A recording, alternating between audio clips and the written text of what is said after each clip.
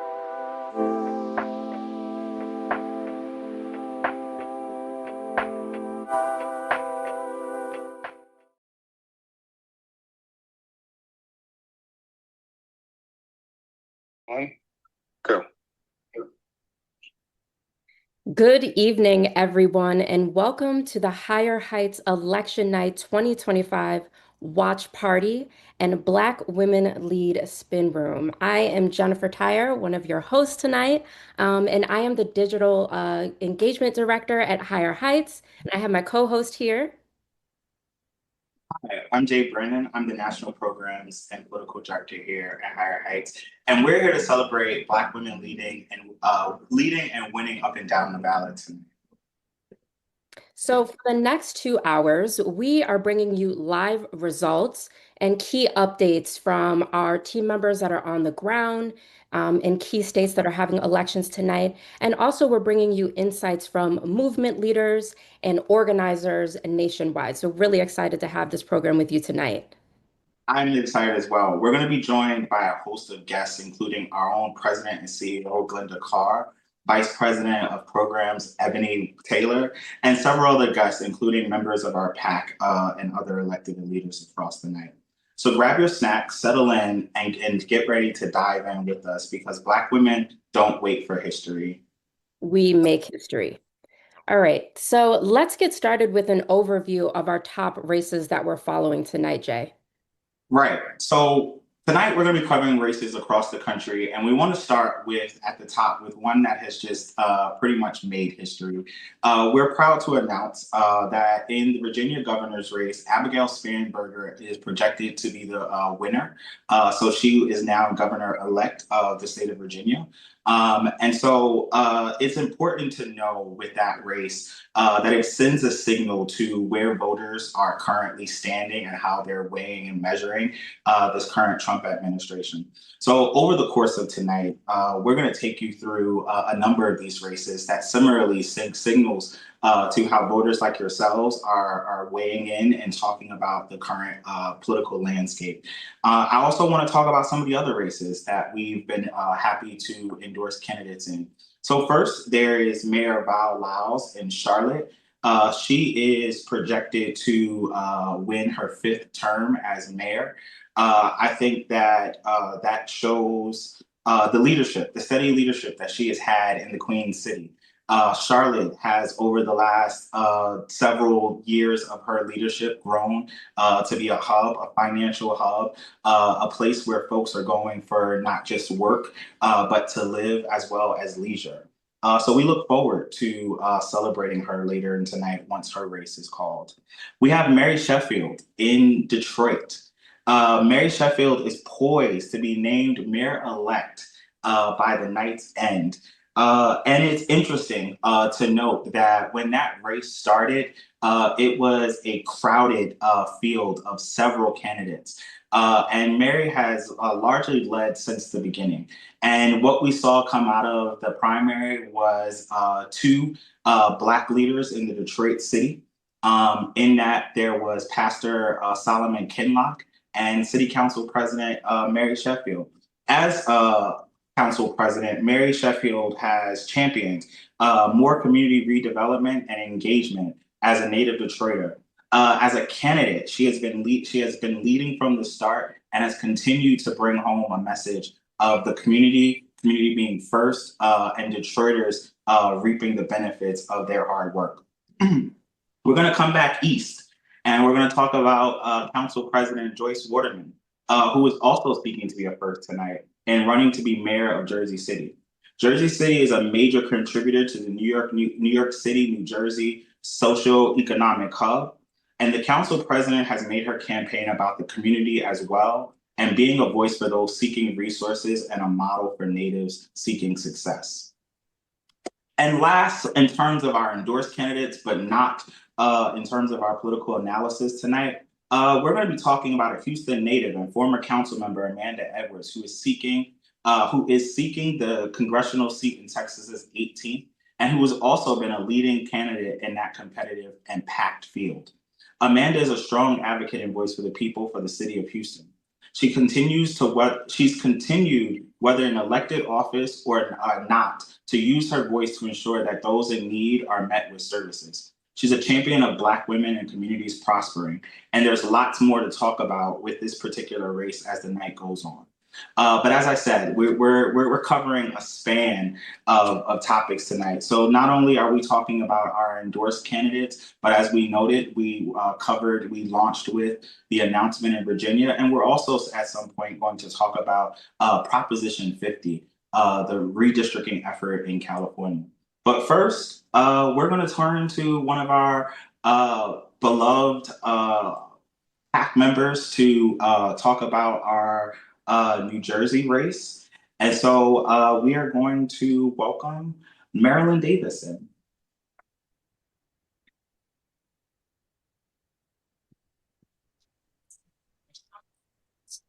Hello. Good evening. Hi. Good evening. I see we're both wearing red. We are both wearing red. Matching. Yes. So thank you for welcome. Good to be here. We're happy to have you. So as I've noted, Marilyn Davis is joining us from the East Coast, the Garden State. She is a longtime critical strategist and community advocate who serves on the Higher Heights PAC. Marilyn has spent her career helping to elect and support Black women leaders across New Jersey and beyond. And tonight she's keeping a close eye on key statewide and local races happening in New Jersey. So, Marilyn, welcome again. We're happy to have Thank you. If you could provide us a little insights on what's the latest on the gubernatorial race happening in New Jersey and the mayoral contest happening in Jersey City with Joyce Waterman. Sure. I'm happy to start with the gubernatorial race because I'm closer to that one. What we're seeing right now is unprecedented turnout. In Newark in particular, our largest city in the state, we've already surpassed the turnout from 2021. That's as of the 6 p.m. checkout. So we anticipate that number going up even higher. When we look at places like Passaic County, where the Republicans won in 2024, we're seeing a higher Democratic turnout in places like Clifton, Patterson, Passaic. And surprisingly, Democrats are doing very well. The Democratic gubernatorial nominee is doing very well in Wayne Township, which is a heavily Republican township. She's almost neck and neck with Jack in that particular town. So the numbers so far are very promising. We're seeing strong turnouts in places like Gloucester County and Camden County. We're seeing good turnout in Union County, places like Elizabeth, Plainfield, Linden, and Rahway. She's running up the numbers, again, higher than in past elections. So it looks very promising for Congresswoman Mickey Sherrill. And we're seeing that from the exit polling that Donald Trump's approval rating is only at 43%. So it seems as if the people who are coming out are absolutely anti-Trumpers. It's a good sign. It is a good sign. And before we get to talking about Jersey City and Joyce Waterman, I think it is important to note turnout has been record-setting across the country. We have heard stories in New York of early vote turnout being higher than the 2021. I think over 1 million people voted in the primary there. We see record turnout. You just talked about it, Maryland, in New Jersey, in counties that one may not have anticipated. We've heard early vote turnout, or just the early turnout in general, or turnout in general in Virginia is what has made that race able to be called tonight. And so I think it's just important to talk about turnout in this moment and how we've always known that Black women have been a part of the Democratic subsystem, not even just the base, but the system overall. Yes. Carried candidates forward. And so I think as we talk about turnout, that's an important note to mention as well. Absolutely. Absolutely. You know, interesting enough, because the Black female vote is so consistent, New Jersey has one of the most informed constituencies, right? Female constituencies. We ride the train to New York, we ride the train to Pennsylvania, Philadelphia. So we have time to, read the news and stay apprised of what's happening globally as well as locally. And so that particular constituency really led the pack. And we've done events with Black women from the beginning, as well as even going down to the sororities to make sure that they felt engaged. But Black women understood the assignment. They understood that in order to stop this cancer that's spreading across the country, we have to make sure that New Jersey is on the defensive side and to stop what's happening in Washington, D.C. And to send a message to folks in Washington, D.C. that enough is enough. So the Black female vote has been critical and being a stopgap for America, to be honest with you. Yeah, so with that, could you tell us any insights that you have in Jersey City and around that race there? Well, that's an interesting place. A lot of activities happening in Jersey City. There are about, I think, 6 or 7 candidates running for mayor. Council President Joyce Waterman is the only female running there. Unfortunately for Joyce, though, she didn't get any support from any elected official who represents Jersey City on the county level, the municipal level, towards a federal level, unfortunately for her. It appears that she's going to be out-resourced by some of the other candidates, like former Governor Jim McGreevey, Councilman Jim Solomon, and Commissioner Bill O'Day. They have more resources than Joy. So the way things are going right now, the race is going to come down to those three guys. And Marilyn, you've worked in politics for decades, and Okay, I'm old. you don't look it. So with voter sentiments in New Jersey just evolving, and how this race has tightened, what do you suspect that this outcome will signal in these races? Well, I think one, it will signal that you cannot wait until the third quarter, or really the fourth quarter in the context of the campaign season. You cannot wait until the fourth quarter to engage with voters. Voters want to see you, see the candidate. Voters want to know, where do you stand? What is your agenda? What do you propose to do for me? Not just for the community. What are you going to do for me? And voters want to know. So that's been a hurdle that this campaign, the gubernatorial campaign in particular, has had a hard time overcoming, because the candidate has been very vague with her agenda. She has an affordability theme, but doesn't really have meat on the bones. But again, the Black females understand that even though we don't have a definitive handle on her agenda, we know that what's happening in Washington, D.C. has to stop. So I think that going forward, it would be in Candace's best interest, one, to start early engaging key constituencies, to be very clear on what you're going to do for people. And then three, make sure that you put resources in those communities early. Whether it's, having President Barack Obama come at the last minute with 2 days before election day, what it felt like. I mean, he only had about 3,000 people in that venue, where previously it would have been held at Prudential Center, which is a much larger venue. I'm not sure if that's by design or if that's by lack of interest and being part of the effort. But I think it's important to really engage constituencies early, and then put resources in the communities early as well. And have you seen that there are particular topics that people are really interested in wanting to hear from their candidates? Like, what would those be, would you say, in New Jersey, that are most important? Affordable housing. Affordable housing is the number one issue. I think people understand that their property taxes are not going down in New Jersey. This is not going to happen. But they do want affordable housing. And that's a challenge, especially for those in urban communities that have been gentrified and the cost of housing has skyrocketed. So that's the number one concern. Building new housing in New Jersey. I mean, it's a densely populated state, so there's not a lot of space, right? So the challenge for most people is New Jersey is becoming unaffordable, and housing is the number one issue in everyone's budget.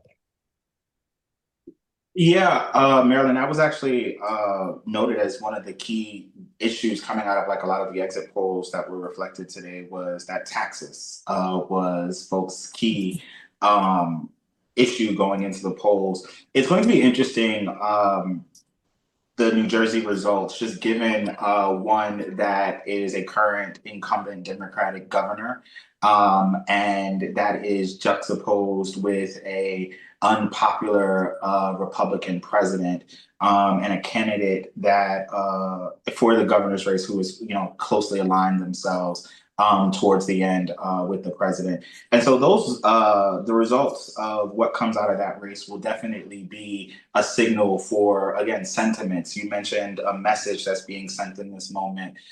We see early turnout. And we tend to know that aligns with voters, casting their opposition for the direction of whether it's their city, their state, or the country. And so before we let you go, I'm curious to know, as we look ahead and we think about, like you said, the message for those voters, we think about turnout. What other lessons are there that we can make sure that we start applying for next year?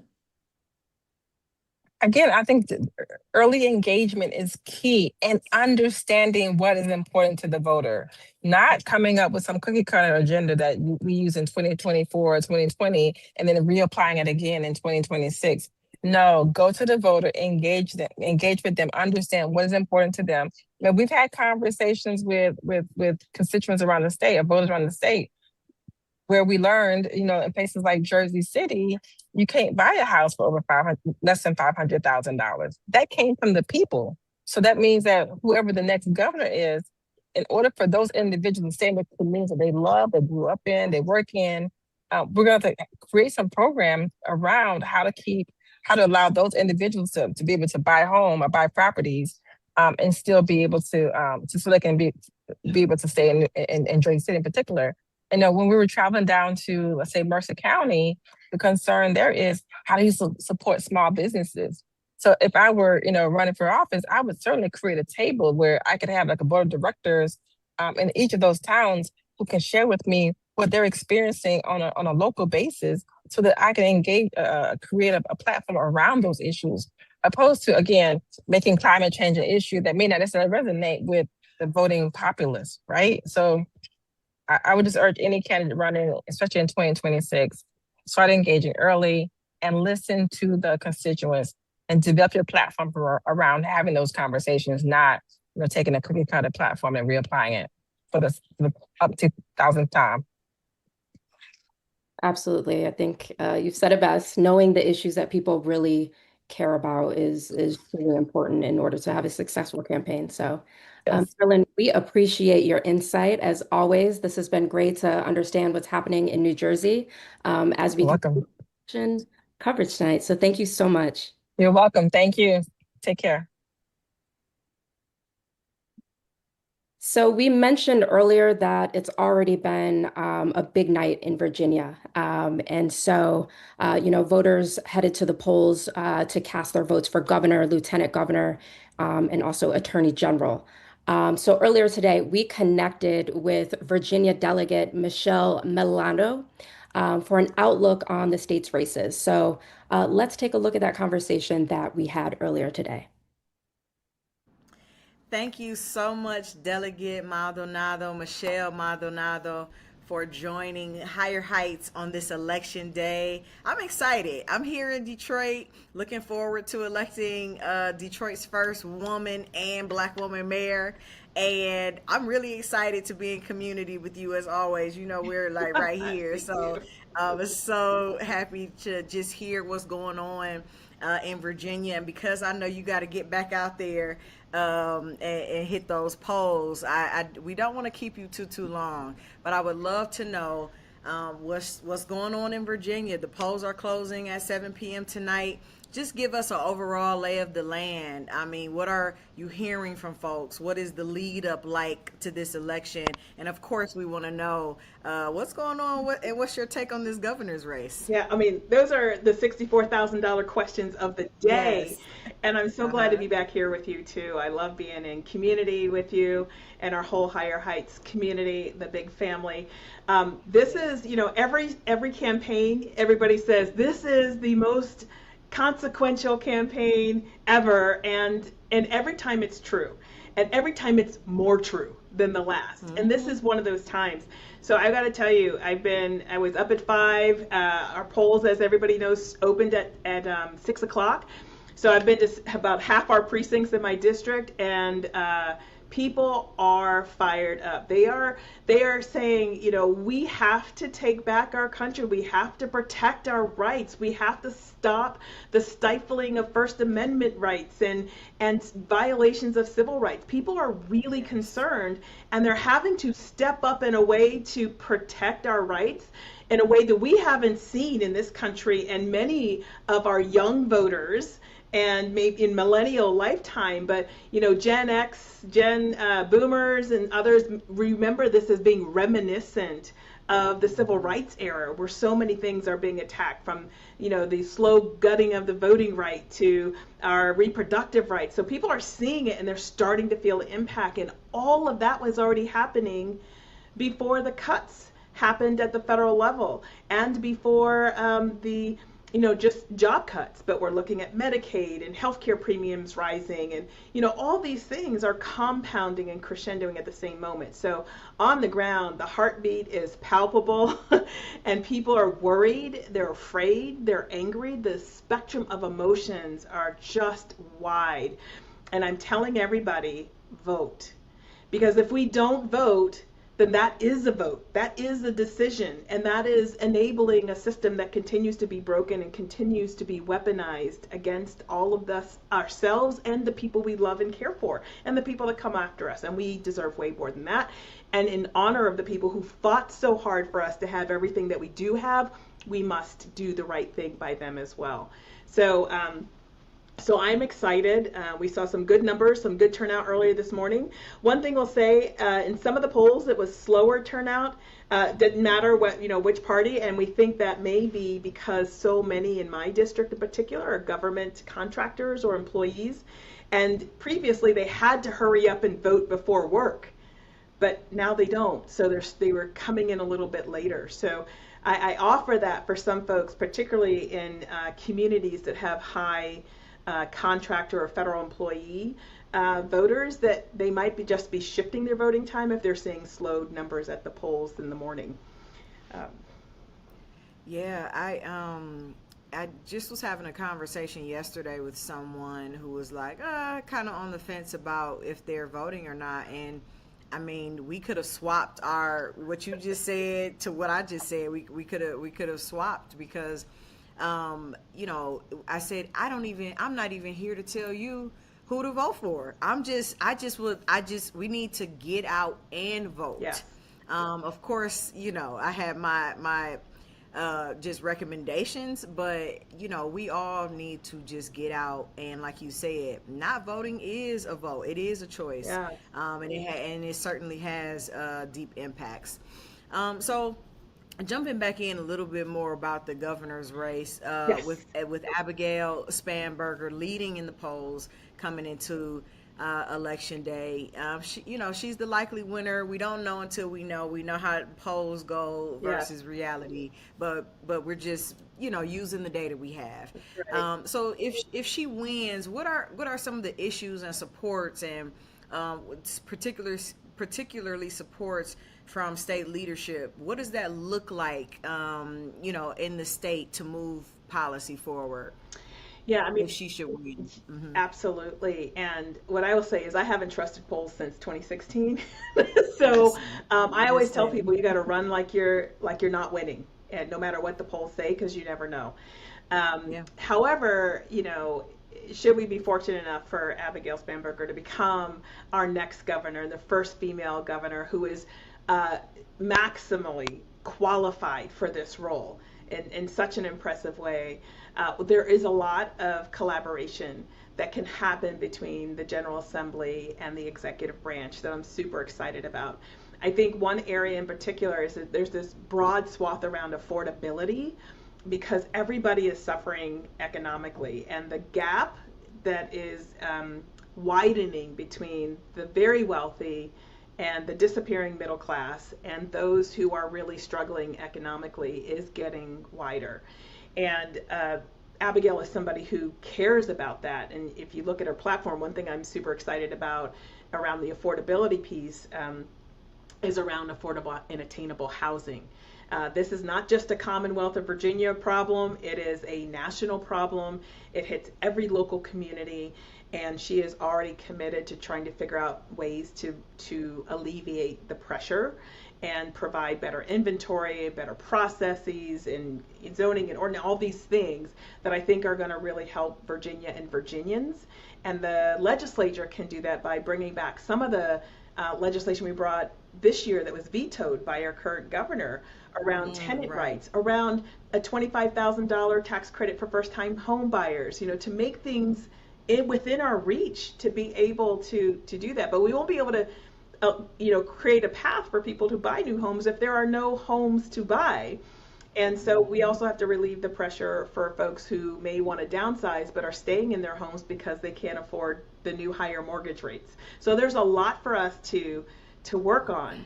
And then, of course, our whole healthcare challenges around Medicaid and healthcare premiums. There's a lot there that we have to do to figure out, since we are going to be missing a very large part of our budget, which has a supplemental piece, a companion piece that's a federal funding.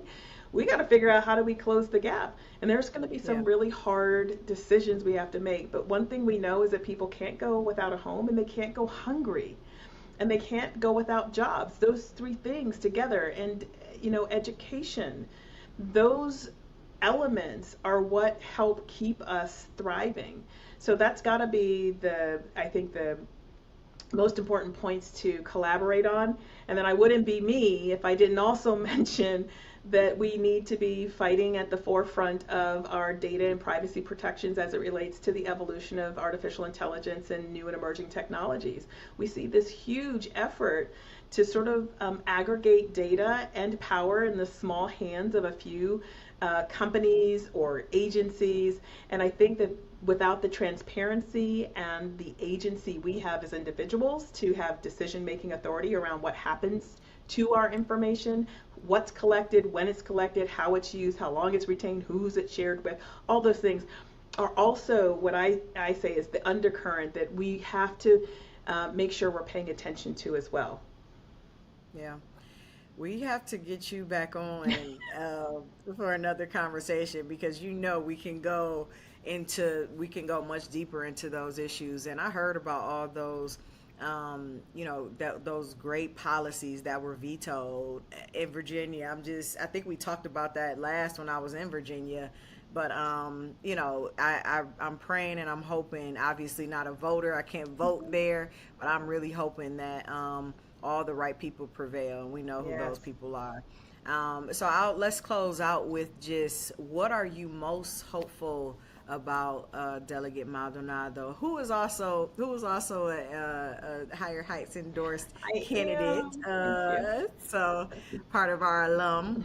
But what are you most hopeful about as the polls close tonight? I got to tell you, I think that I am most hopeful that people actually come back to having hope and trust in our government and our elected officials. Our system, there's so much distrust, so much disinformation and misinformation that people don't know what to believe.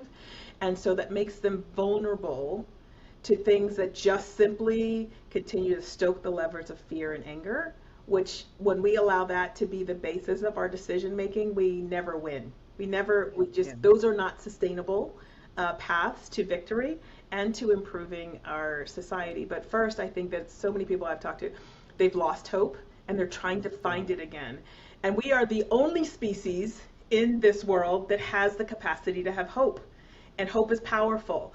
So I'm seeing sparks of light where people are saying, thank God, you're running again, not just to me, but to other people. Like, this gives me hope that somebody like so-and-so, whether it's Josh Thomas or Nadarius Clark or just so many people, giving people hope, because that's going to be the fuel. And the other thing, because there's two, is that I'm seeing people return to community. If that's part of the breakdown of the fabric of our society, has been the breakdown of our sense of community and belonging. And when we have hope and we have community and we feel like we belong in those communities, there is nothing we can't do. And I'm starting to see people realize that we've got to kind of come back to base to be able to make the change we need to make and to be able to hold the lines that we need to hold. Very powerful. I'm taking that nugget with me throughout the rest of this day, and honestly into 2026, because that's really the start of it. If people don't even have hope, right, that in this cycle, right, in this current cycle, in the next cycle, I think it's hard to get people to do anything else. If they don't have that. So you hit the nail right on the head with that. And I just want to thank you again, Delegate Maldonado, for joining us for this brief moment. And I know you got to get back out there and hit those polls. Okay? Thanks for having me. So great to talk with you. Godspeed on tonight. And I hope all the right people, like I said, get in Virginia. Thank you. Thank you. So, as promised, we are giving you on the ground coverage. We are now heading to Detroit to speak to our very own Detroit native Vice President of Programs, Ebony Taylor, who is tracking another historic race that we're so excited to hear more about. So let's take it over to Ebony. Hi, Ebony. Hey, y'all. So Hello. as you can hear, there is a party happening in the background. Me and Tracy, chair of Higher Heights Leadership Forum. We are out partying, early celebrating from Mary Sheffield. As you all know, we have Mary is one of our own, right? We watched her so the sweet roll up in front of our we don't know. She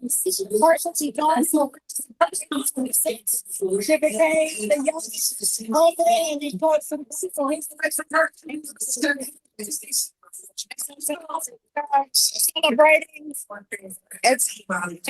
tonight.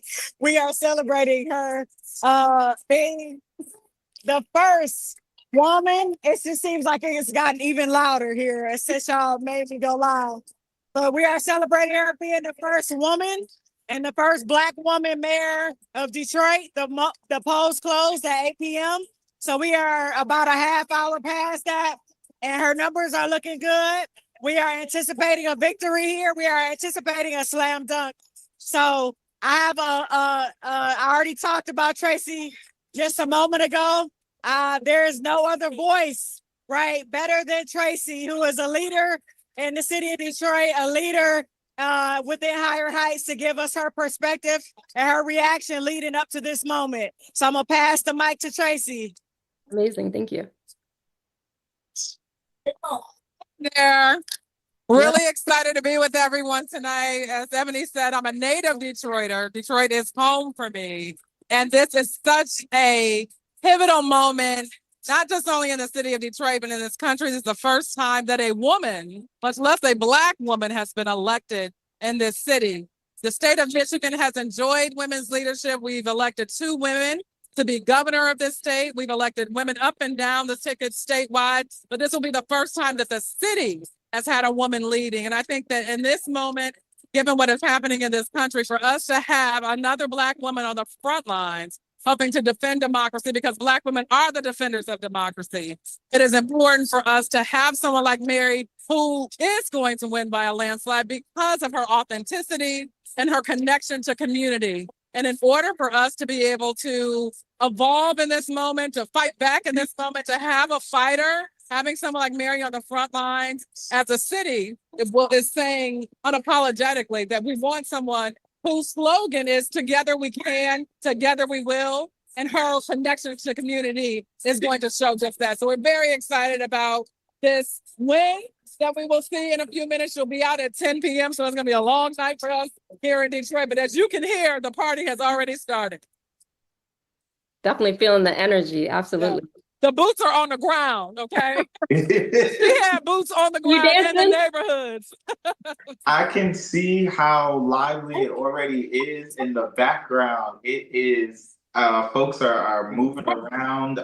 Ebony was going at the top of her lungs. Yes. It sounds as if it's lively there. I love it's lively. It is a celebration. And in this moment, folks are really looking for joy. They're looking for a joyful leader, but also a fighter, someone who they know is going to have their backs. And so Mary is somebody who has embodied that with her years of service on the city council, and people feel very comfortable in knowing that they're going to have a fighter in the mayor's office. That is one of the messages that are coming out of tonight, and so that's good to have that. Jen, what are you wondering? What up, though? Which is a greeting here in Detroit. A colloquialism. I've heard that so much. The what up, though? What up, though? Okay. When you greet someone, you greet them with "What up, though?" Okay, I've heard it so much that now I feel like I'm a part of Detroit, and we're definitely feeling and seeing the energy in the room. I'm wondering, with you being on the ground, like, what are people feeling? Are they feeling inspired? Like, can you describe the energy that we're feeling? Maybe the personal stories that people are telling you and why they chose to vote. People feel like it's beyond time that a woman has had an opportunity to lead in this city. And Mary has put in the work. And so people feel confident about her leadership. As Ebony said, she is going to be the longest elected official that the city has seen. So she is bringing energy, a sense of vibrancy that folks are excited to have.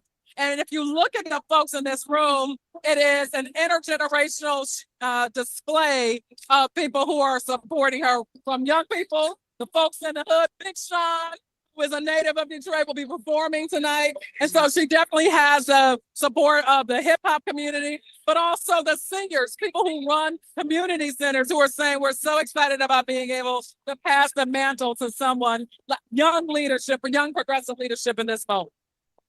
That is great to hear. And I can say, having been on the ground earlier this year in Detroit, that sentiment was there. I was there even before the primary, and was able to attend a policy forum that they were having with the mayoral candidates. And this room was packed in the middle of the week on a community college campus, and to see that room with standing room only really did speak to that. So as we look at this current moment, and we want to celebrate it, we want to cheer on Mary, we want to ensure that she knows that the community is behind her, but we also have to be thinking about the next steps. We know that as the polls close tonight, it's the effective start of the 2026 campaign season. So as someone that has worked nationally and has been a part of national programs, what can folks take away and apply as they move forward? Specifically, what's the info? What are the tips that we want to give Black women who are thinking about stepping into elected leadership and want to keep their program? Sure. What I would say is that folks are looking for authentic leadership. So being your true self, being your whole self, people can see straight through that. And Mary is somebody that they would say, I saw Mary at the grocery store.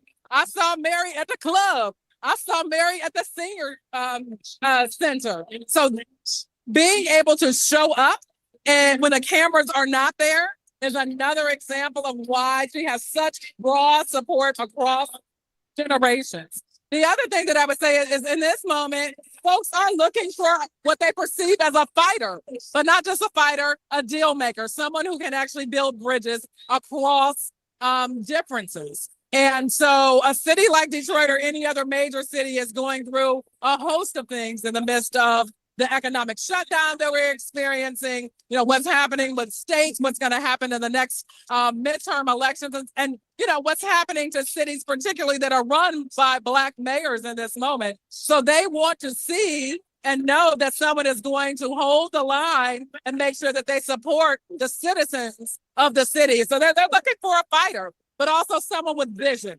And being able to bring folks together across divides is certainly something that we've heard time and time again that voters are looking for in this moment. And they believe that Black women can actually step in and continue to lead in the ways that we have.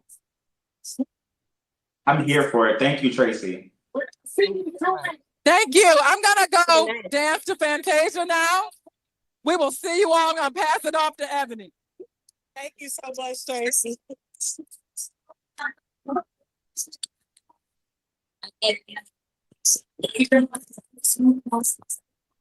Thank you. Y'all heard it. Y'all heard it from our very own Tracy Sturdivant.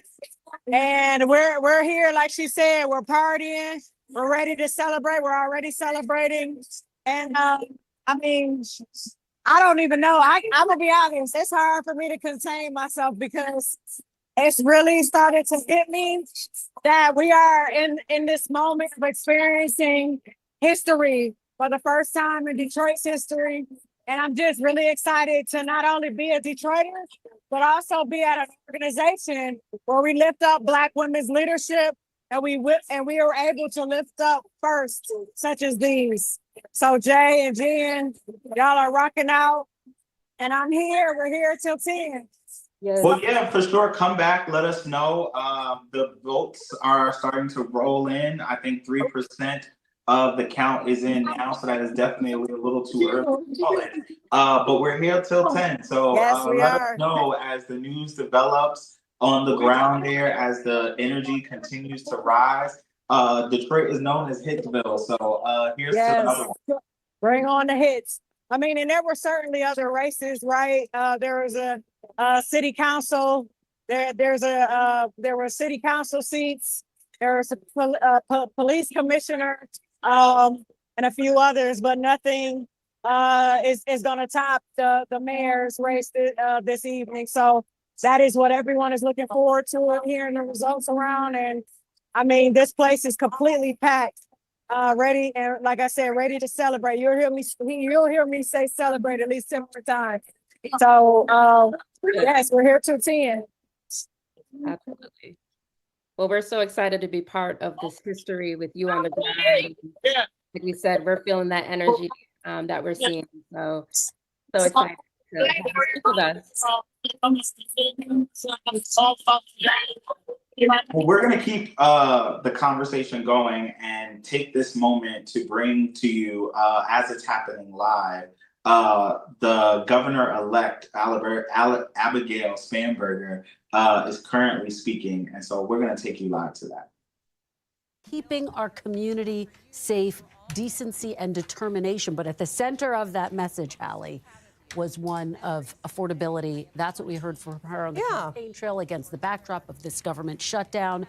She didn't necessarily mention Trump's name every single day in every single speech, but the implications were clear. She ran on an anti-Trump message. She said it herself, Kristen, right? Pragmatism over partisanship is what she thinks propelled her to victory. So how did she win, right? Not county by county here, but big picture themes. Look at what the most important issue to voters in Virginia was. It was, to your point here, it was the economy. And our exit polls show that they broke for Abigail Spanberger 59%, right? So if it's the most important issue, you got a big vote break for you. Like that's clearly part of the reason why she did so well. You can see it here. The other piece of it is her opponent, right? Is Winsome Earle-Sears. You look at somebody like Governor Glenn Youngkin, he is above 50% approval rating in that state. The exits show he's at like 55%. Nearly 60% of Virginians think the economy is doing well. Those are good numbers. Yeah. The thing is, Governor Youngkin is not running again, right? But his lieutenant governor couldn't capitalize on that popularity in really any way. In fact, her approval numbers were underwater, basically 46% in these exits here. And I think that gives you a sense of sort of the strength of Spanberger's campaign, clearly in Virginia.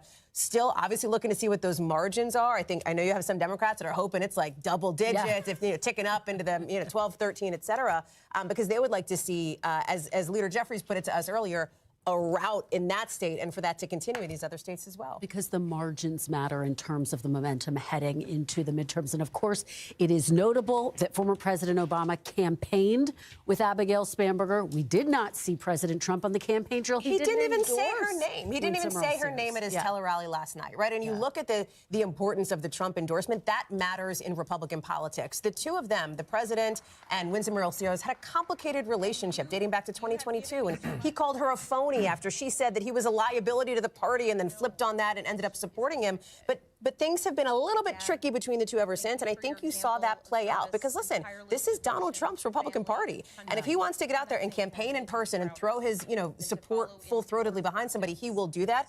I think he also has a sense from the people around him who looks good in a race and who doesn't look good. I mean, Hogan, you can probably speak to that. He doesn't love to back a loser. Nobody does. Yeah, our table has just gotten a little bit bigger. Right. Hogan Gidley, we are joined by you. Go ahead and weigh in. We also have Ashley Etienne and Leanne Caldwell. Of course. Look, I think Donald Trump's endorsement matters. I think whether or not he comes to your state and actually throws that support behind you, he's so good at rallying the people around a cause or a candidate.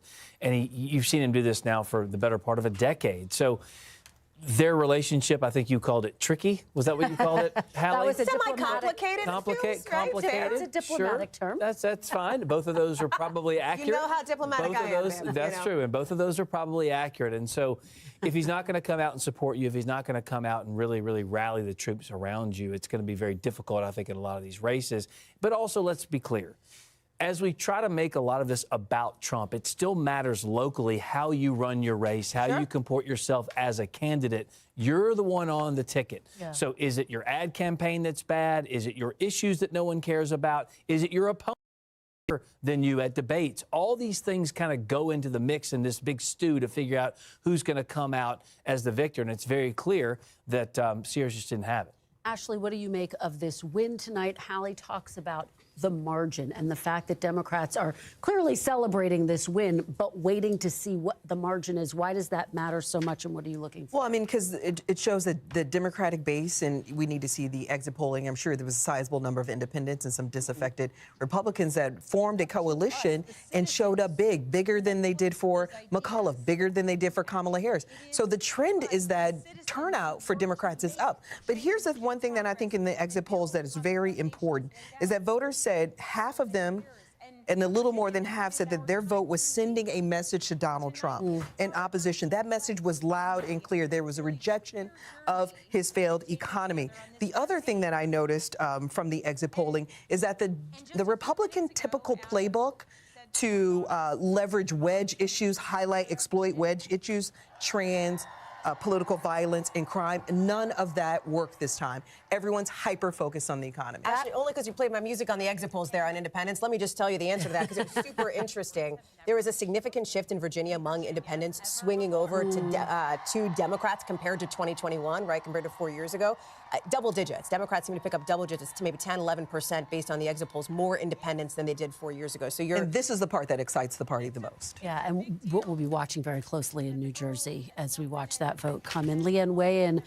What do you make of this win, and how much can each party read into it, given that this is an off-year election? This is Virginia. Do Democrats run the risk of reading into this race? Yeah, well, Democrats are going to read a lot into it if Democrats do really well tonight. This is obviously something that they want. Yeah. You know, Spanberger was expected to win tonight. I got a text from a Republican operative who said, okay, we knew Errol Sears was bad. We didn't know that she would perform this poorly. And so that was a little bit of a shock to them. But Democrats are pointing to a couple things that I'm talking to. One in these exit polls is voters without a college degree. In 2021 in Virginia, they voted for the GOP by 19 points, and this time they voted for the GOP by just 5 points. And so those tend to be kind of swing voters that go back and forth. Those are Trump voters, and so Democrats are really excited about that vote and hope that carries in, obviously, into next year. All right, guys, stand by for just a minute, because joining us now is Senator Mark Warner, Democrat from Virginia. Senator Warner, thank you so much for being here on this election night. We appreciate it. I see this big smile you have. Yeah, it's a great night. I mean, you know, first of all, kudos to our first female governor, Abigail Spanberger. She's going to be a great governor.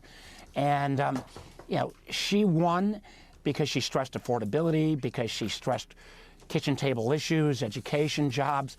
She also, this was a rejection, and I heard your commentary, you know, and the Republican candidate wasn't that strong, I will acknowledge, but remember, the governor, the whole Republican establishment went all in on Trump. And Virginians are saying, no, we reject that. We reject the chaos. He got elected because of affordability. He's done nothing on affordability, prices going up. And we've been kind of ground zero for his efforts to do DOGE and disrupt the federal government. So Virginians across the political spectrum, and I think you're going to see a big upturn as well for us in rural and communities as well, is really important. Senator, the fact that one of the big questions of the night is what, if anything, will happen with the Trump coalition that we saw in 2024. And this is one data point, but in areas like Loudoun County, for example, where President Trump was able to bring out more Latino voters, more voters of color, who tonight seem to reverse and go back to Democrats.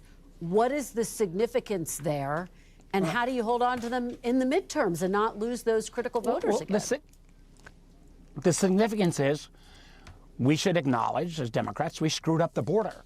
But you can be for border security and not be for masked ICE agents picking up moms as they drop off their kids going to school or picking up people going to work. I mean, this is so far out of the mainstream. And Donald Trump has had this chaos theory that as long as he keeps throwing stuff at the wall, he can avoid issues that got him elected, like affordability. He's done nothing on that. Abigail ran a classic Virginia campaign. It's something we've been doing for the last 25 years, where we stick to the main issues. We don't get distracted by the issues on the extreme, and Virginians reacted to that. And remember, it's not just Abigail's great win, and she gets all the credit, but we've got 3 statewide candidates. I think we're going to sweep all 3, and we've got 100 seats in our House of Delegates. We've got a great House Speaker in Don Scott. I think he has led a brilliant campaign for the House. I think we may pick up 6 or 7, 8 seats. So with all due respect, please don't blame this on a weak Republican gubernatorial candidate. This was a strong showing for Democrats across the board. Senator Hatali, thank you for being on. To your point on that, right, because the messaging from Abigail Spanberger really also focused, as you know, on affordability, on the economy, on the cost of living. And it's interesting to me because I hear you talk about some of the ways that you see the Democratic Party pushing back on what the president's doing. But if you look at some of the exit polls, nearly half of voters in Virginia said that Donald Trump was not a factor, 46% in their vote and what they decided to do. And like more than a third of those people voted for Abigail Spanberger. Does that say to you that perhaps ahead of the midterms, the economic messaging, the affordability messaging may be more potent now than the anti-Trump messaging? And so we're back, and we're happy that you're continuing to stick with us tonight as we go in and out of a live commercial broadcast, as well as here with us. And so we're ready to talk more about the historical night that it is. And in Virginia, we're happy to announce it is looking like a clean sweep for the Democrats there, having won the governor and lieutenant governor's seat. And we're also happy to announce in this moment that Jay Jones, has also secured the Virginia Attorney General seat. And so we want to send congrats to Jay Jones on the campaign to capture the Attorney General seat for Virginia.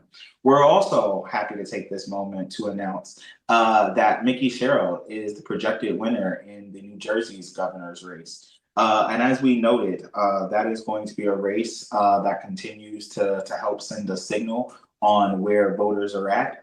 Marilyn joined us earlier tonight to talk about the high voter turnout, the key issues that folks from the Garden State are caring about and wanting their governor to solve.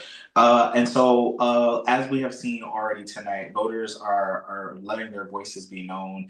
They are talking about the issues that matter to them and telling those who want to be in elected office how they desire those problems to be solved. Before we move on to other things, we also want to take this moment to announce that the polls in New York will be closing soon, and so we'll be able to talk more about that. But first, Jen is going to let you know what we have coming up next. Absolutely. So earlier we had the opportunity to speak with Dr. Kelly Dittmar, Associate Professor of Political Science at Rutgers University. And she is a longtime friend of Higher Heights, and she is going to speak with us on her research and how, again, her research explores how gender shapes political institutions and campaigns.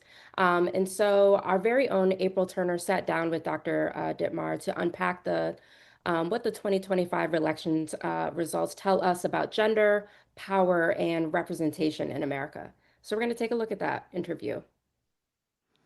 It's so good to see you, Kelly, here on Election Day. Thank you so much for joining us. Thanks for having me.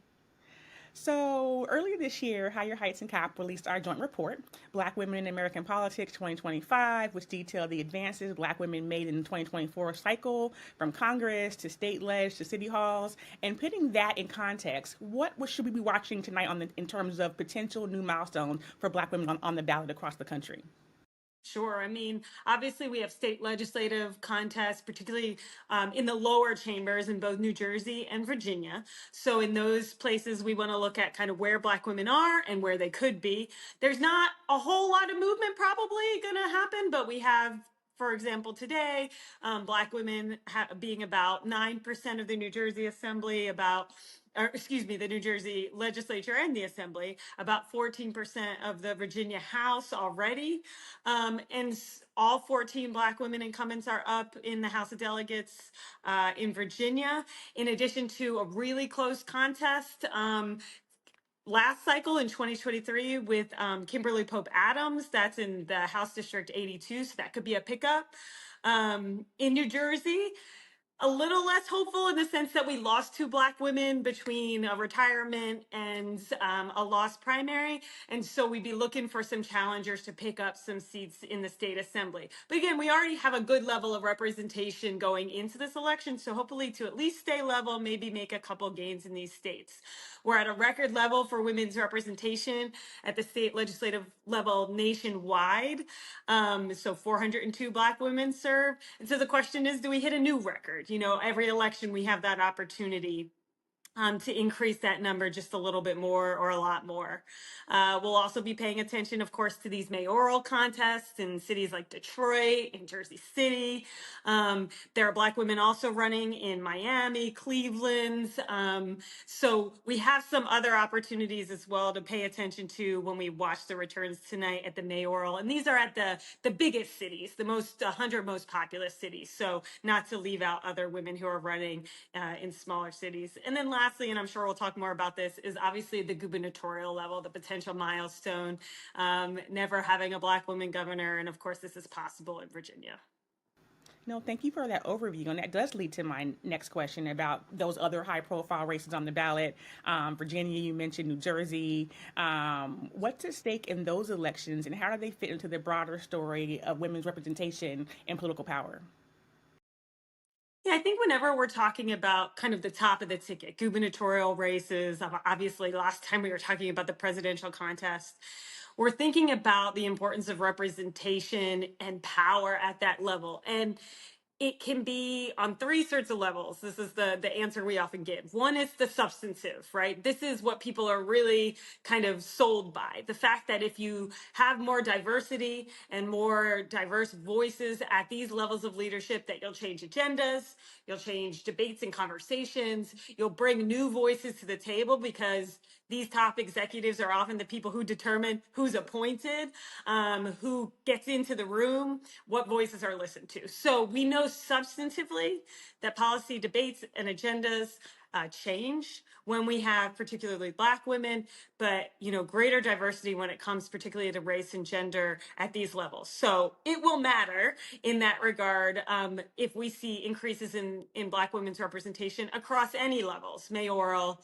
gubernatorial, and even the state legislative level. I will say at the state legislative level, we also know just having more of a representation from any community creates a kind of space and support system that can also be beneficial in just retaining these women in office, making it a space that's friendlier to those who have been historically excluded and marginalized, and creating a type of support infrastructure that may lead to running for higher office. So there are all these kind of substantive, both procedural and policy impacts, but I don't want to negate the kind of 2 other things. One is symbolic. So in the case, for example, with Winsome Sears, she is not actually representative of the majority of Black women in terms of ideological position, right? So we may not see the policy impact that you might see more broadly representative of Black women in the community and their policy positions if she gets into office.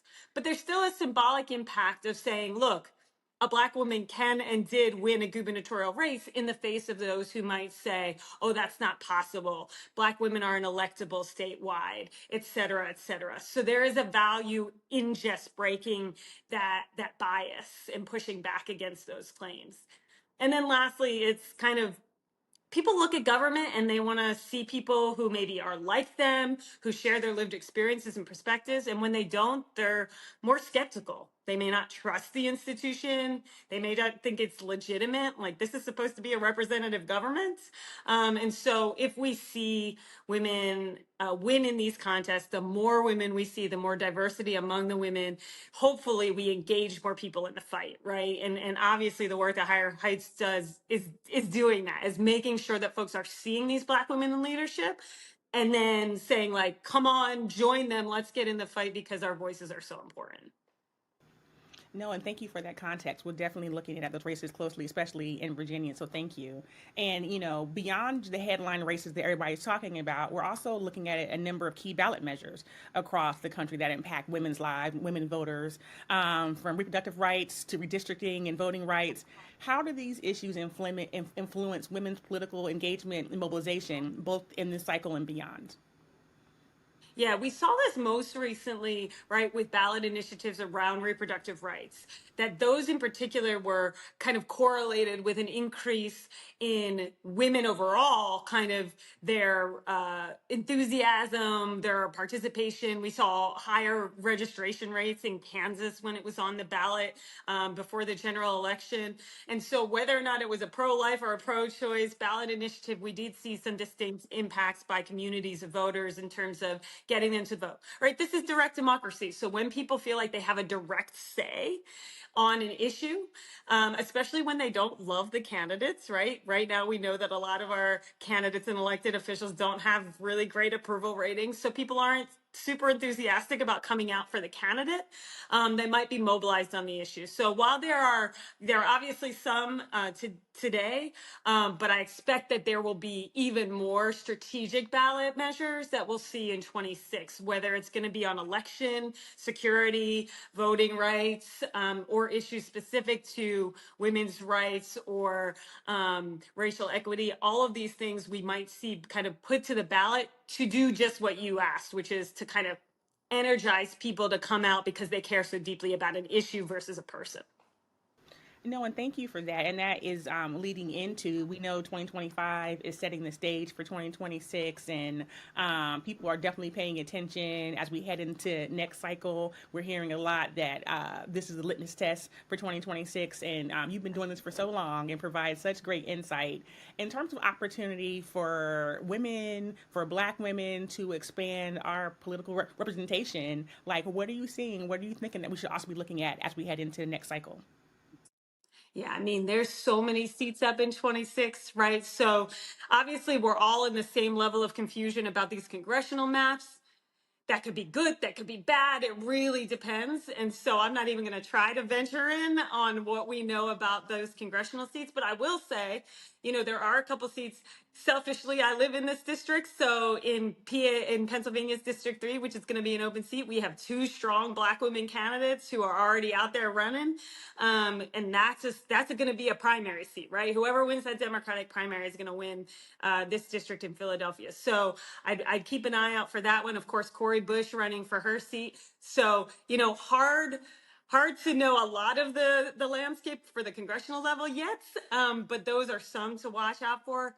In the Senate, we have Black women already who've declared and are often running for Senate contests. So in Illinois, in addition to the Illinois race, you know, women in Florida, Kentucky, Mississippi, South Carolina so far, and this is early on in the cycle.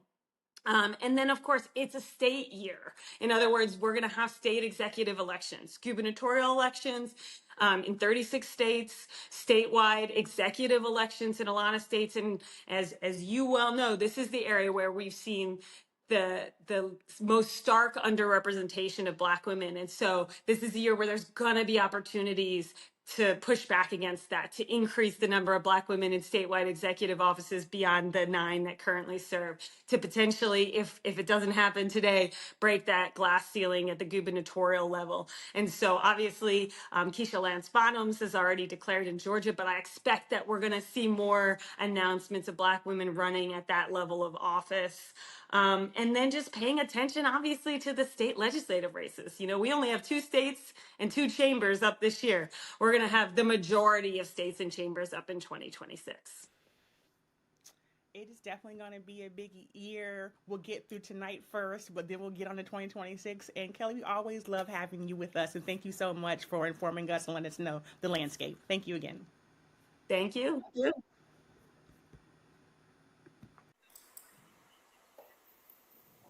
We are excited to welcome North Carolina State Representative Aisha Dew and former Higher Heights Political Director, a trailblazer in public service and a trusted voice on progressive leadership in the South. Representative Dew has been a champion for civic engagement, equity, and opportunity. And tonight, she is joining us from Charlotte. As promised, you guys, we told you we were doing it live from Charlotte. So we had some great news that just came in. Vi Lyles has won her reelection for her 5th term. So we are so excited to have Aisha here to speak about this. Welcome, Aisha Dew. Hi there. Thank you so much for having me. It's always good to be back home, so to speak, at the political home for Black women, and to talk on this really great historic evening. Yeah, so welcome back home. We're as excited to have you.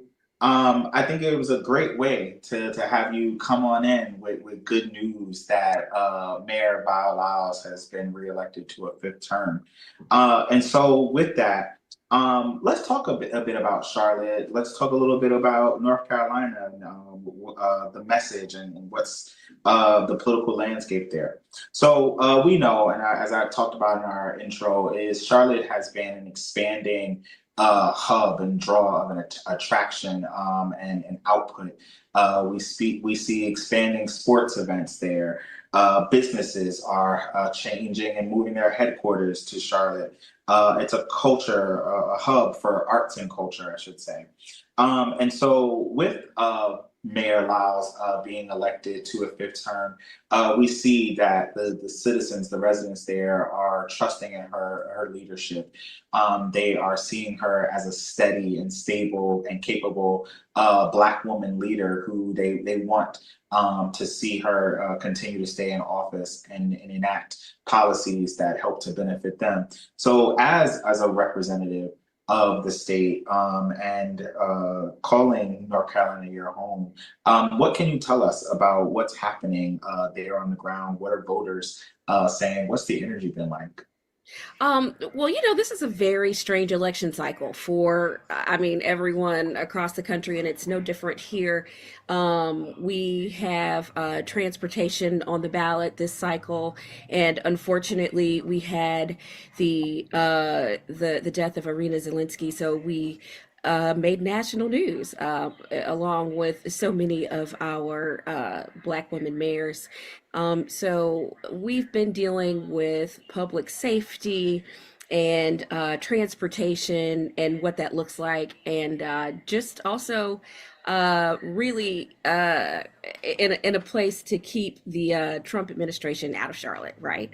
As far as some type of occupation. And we are grateful enough to also have a Democratic governor, which has changed the ability for something like that to happen. But I will just say, Mayor Lyles has been working really, really hard over really the last couple of months, especially to make sure that we meet the needs of the moment. And Mayor Lyles has really focused her career on inclusive growth and opportunity. And what would you say has resonated the most with voters at this time? I think that just she's really a collaborative leader who is trying to meet the needs of the people. At a national level, you have an administration that came in and made a lot of promises that they simply didn't try to keep.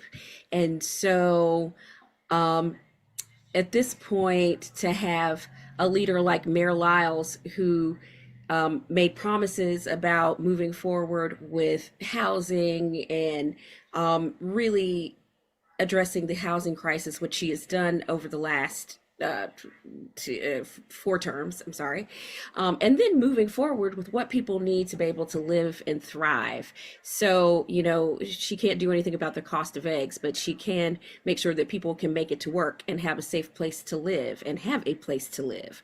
And so, the work has just been of the utmost importance to meet the needs of the people. That is absolutely it. We had a chance to meet with Mayor Lyles a couple months back, and in that conversation, she kept bringing it back to the needs of the community, but also being able to talk realistically about the impact that her leadership has given. It's it needs to be stressed because she is not only just a leader, but she is a Black woman who is leading. Charlotte, as a city, has grown in its population size. That population size has moved Charlotte up on the list of big cities in the States. And in that, it has been able to draw more people. So it is important that we don't cheapen the subject or the conversation and not speak highly of that leadership. I want to turn to some of the national conversation that you mentioned. There was that unfortunate incident that brought Charlotte into the national conversation with the president talking about National Guard troops. But interestingly, you also are a state representative, and North Carolina is one of several states that are currently involved in a mid-decade redistricting battle conversation. We, at some point tonight, will cover California and Proposition 50. We know that with the election of 2026 heating up, we heard earlier today, Governor Wes Moore of Maryland announced a redistricting study committee there.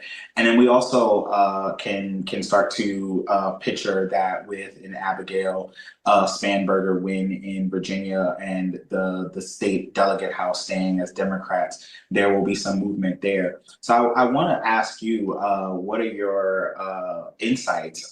What can you say around the impacts that this mid-year redistricting has, and then specifically what impacts that may have on Black communities and other Black women wanting to step up for leadership?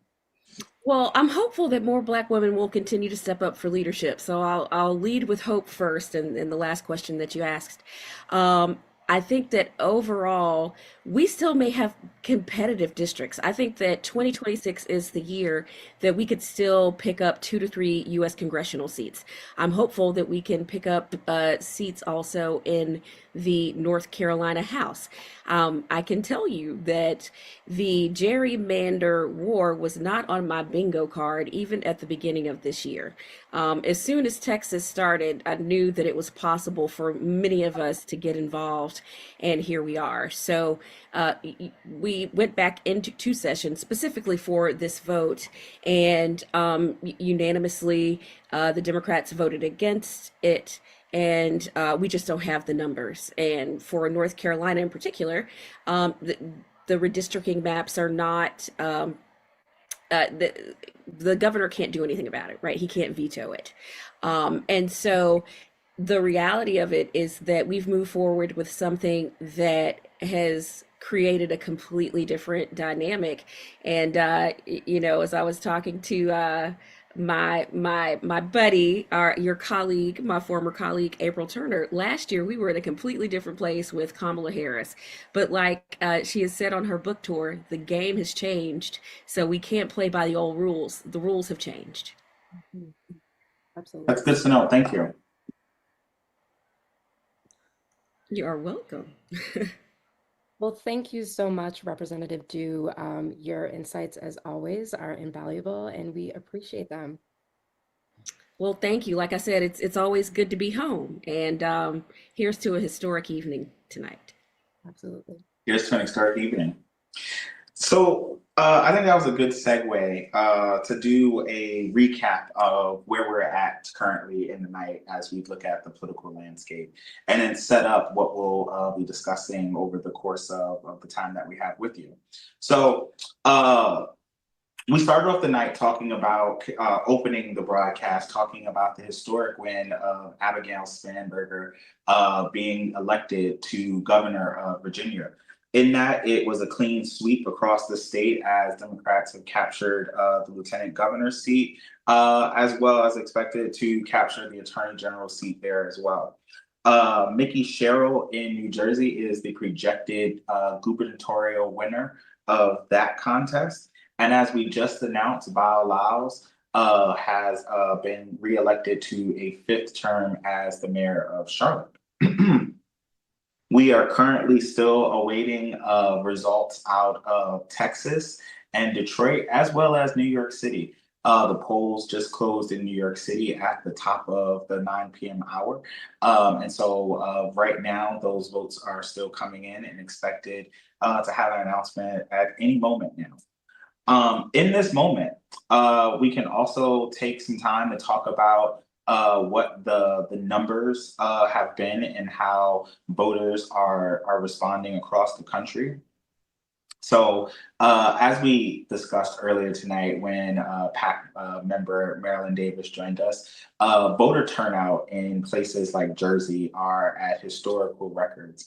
It would be interesting to know that in the Jersey City mayoral contest, that voter turnout is up significantly from 2021. 42,000 votes were cast over the 24,000 votes that were casted in 2021.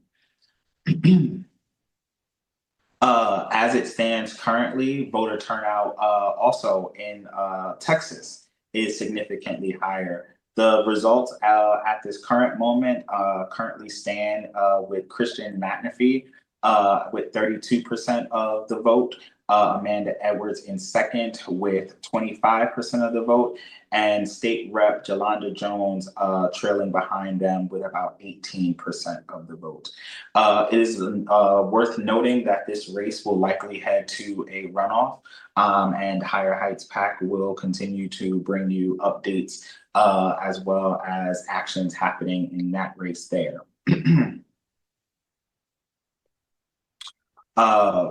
Continuing to bring some more announcements, I think it's also important to talk about Mayor Bialal's historic fifth term re-election.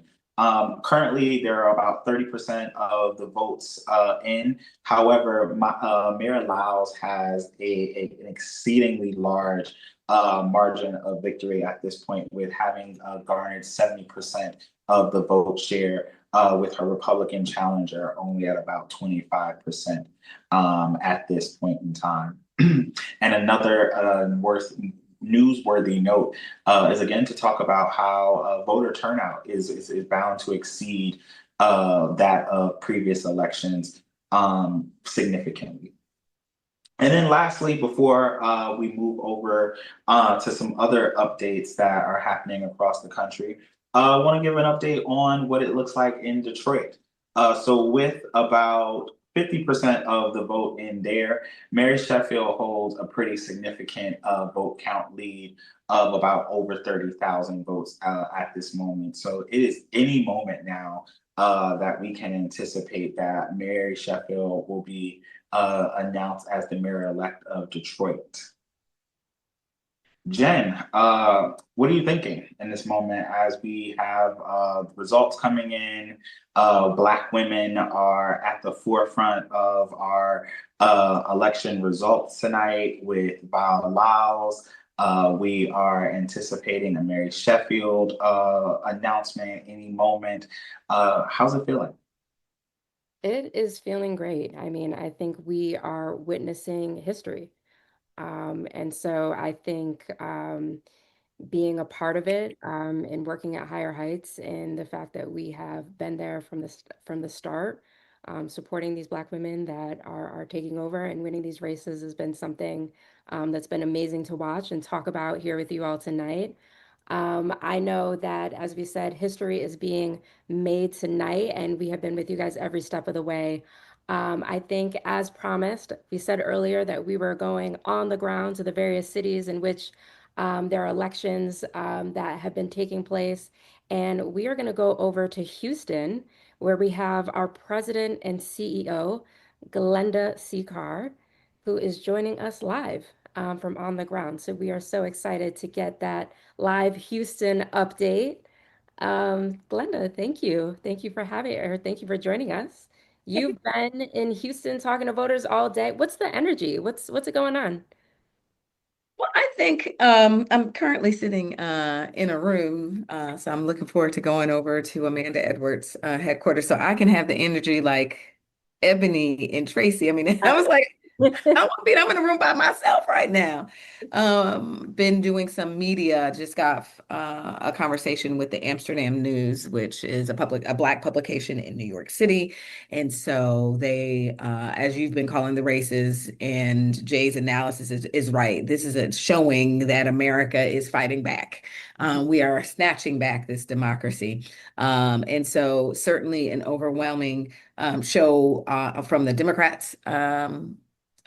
This 2025 election, which is always a litmus test of what we're going to see in 2026. And certainly the constituents, what I've heard is the constituents of the Congressional District 18, which was the seat that Barbara Jordan held. Then Sheila Jackson Lee, who passed away serving in that position, was a special election called, and former Mayor Sylvester Turner served and died actually the day after the State of the Union in March. And so this constituency has not had a representative, a voice in Washington since March. And so we're going to continue to closely watch this race. It is headed to a runoff. But what we've seen in Arizona, this notion of seating those who've been elected for the people and by the people, have been challenged by this majority in the House in this administration. And so it is the work of the people to hold our elected officials accountable. And so this is a night, I think we've seen, it is actually not even just a Democratic, a blue night. We are seeing women win on the ballot tonight, Black women, white women, and we are going to see a younger generation, right? Mondani, 34 years old, Mary Sheffield, 37 years old. And so we are showing what a true reflective democracy looks like. And I would not be remiss to say that today is, if you're following the 107-day journey and have read the Vice President's book, this would be the 106th day in her journey. Election Day was November 5th, which is tomorrow. And so certainly she has built some of this, right? So the backlash of the loss is some of the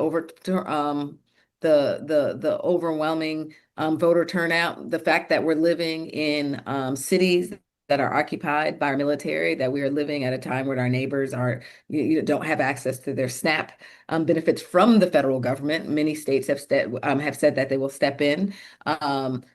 Those are the reason why voters have gone to the polls. And so there's work to be done. We always say that democracy doesn't begin and end today on election day. In fact, tomorrow it begins. And so the work of Higher Heights and the work of people who are watching this evening is, what do we do to prepare for 2026? But certainly for those who are elected tonight, how are we going to hold them to be the strongest governing partners that we can have, creating the environment for them to push innovation in public policy, but also to hold them accountable on the issues that we know that our neighbors need, right? Which is economically thriving, educated, healthy, and safe communities.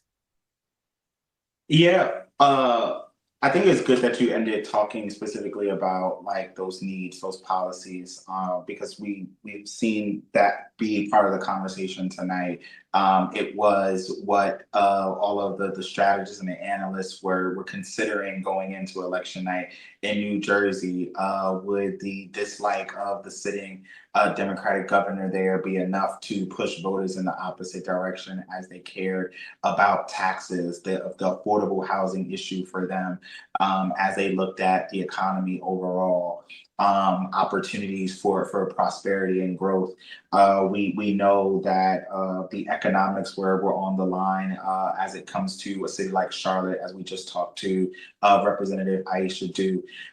So with that, we know that voters are signaling to those candidates, what they care about. We've heard from Tracy that came on. We heard from Marilyn talking about the pieces of advice that those candidates need to have. And so, Glenda, I'm curious, as you see it, as the org leader of this org, as someone who's been a part of the structures and campaigns to elect more Black women.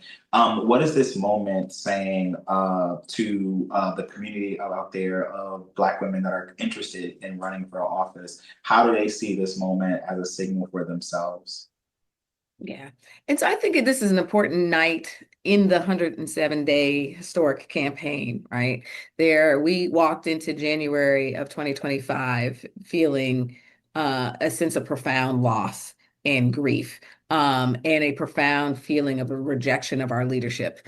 Our report from our sister organization, Higher Heights Leadership Fund and the Center for American Women in Politics, we saw Dr. Kelly Dittmar on earlier, speaks to a 10-year acceleration of our leadership, right? And so Mary Sheffield, once sworn in January, will be watching a steady increase in the number of Black women serving what we're calling on the front lines in our urban epicenters as Black women mayors of major cities.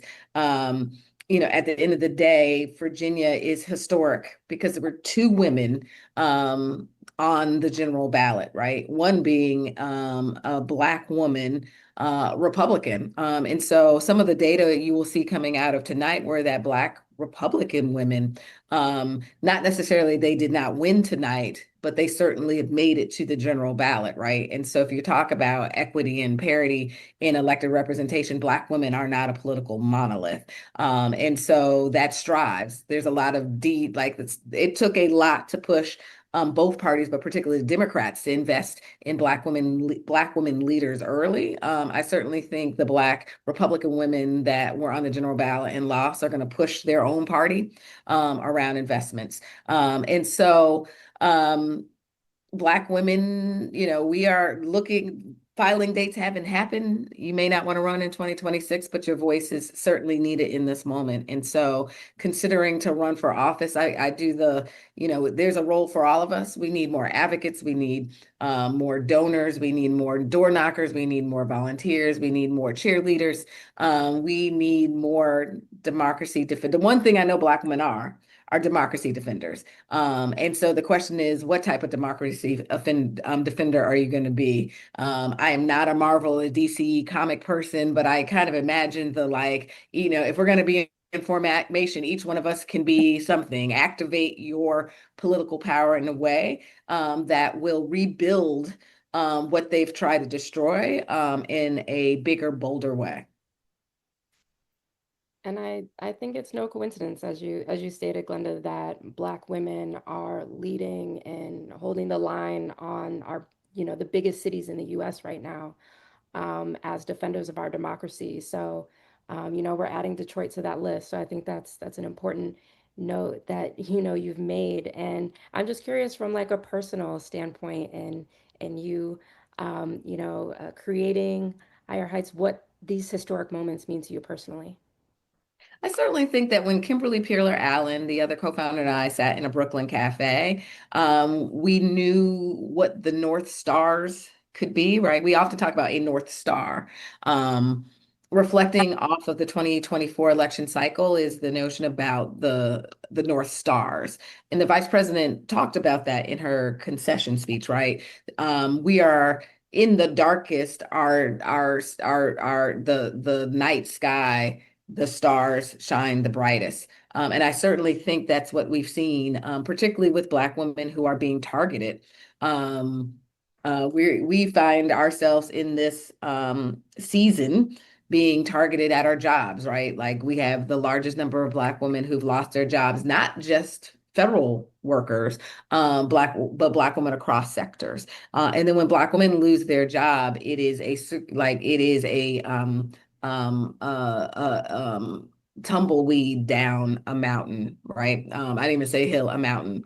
I have a friend who's a dentist who's like, so if you have rising healthcare costs, you will go potentially from 2 dental appointments a year to 1 dental appointment a year. If you've lost your health coverage, you go to no dental appointments, which then means we're laying off dental hygienist. And when you lay off a dental hygienist, you have now multiple people who are now not shopping at small, you know, the Black women. We've had a surge of Black women that serve, that have started small businesses. And so those women then aren't shopping in these small businesses. They're not getting their hair done. They're not getting their nails done. I have been using this year as kind of like shopping is my therapy. I'm trying to stop y'all. I'm trying to stop.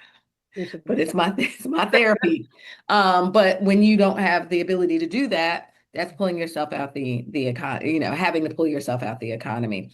And so I believe we've seen our North Stars rise to the occasion in elected leadership, but also in their everyday organizing. And so with just sitting in a Brooklyn cafe in 2011 to watching a record number of Black women serving in mayor's statewide office,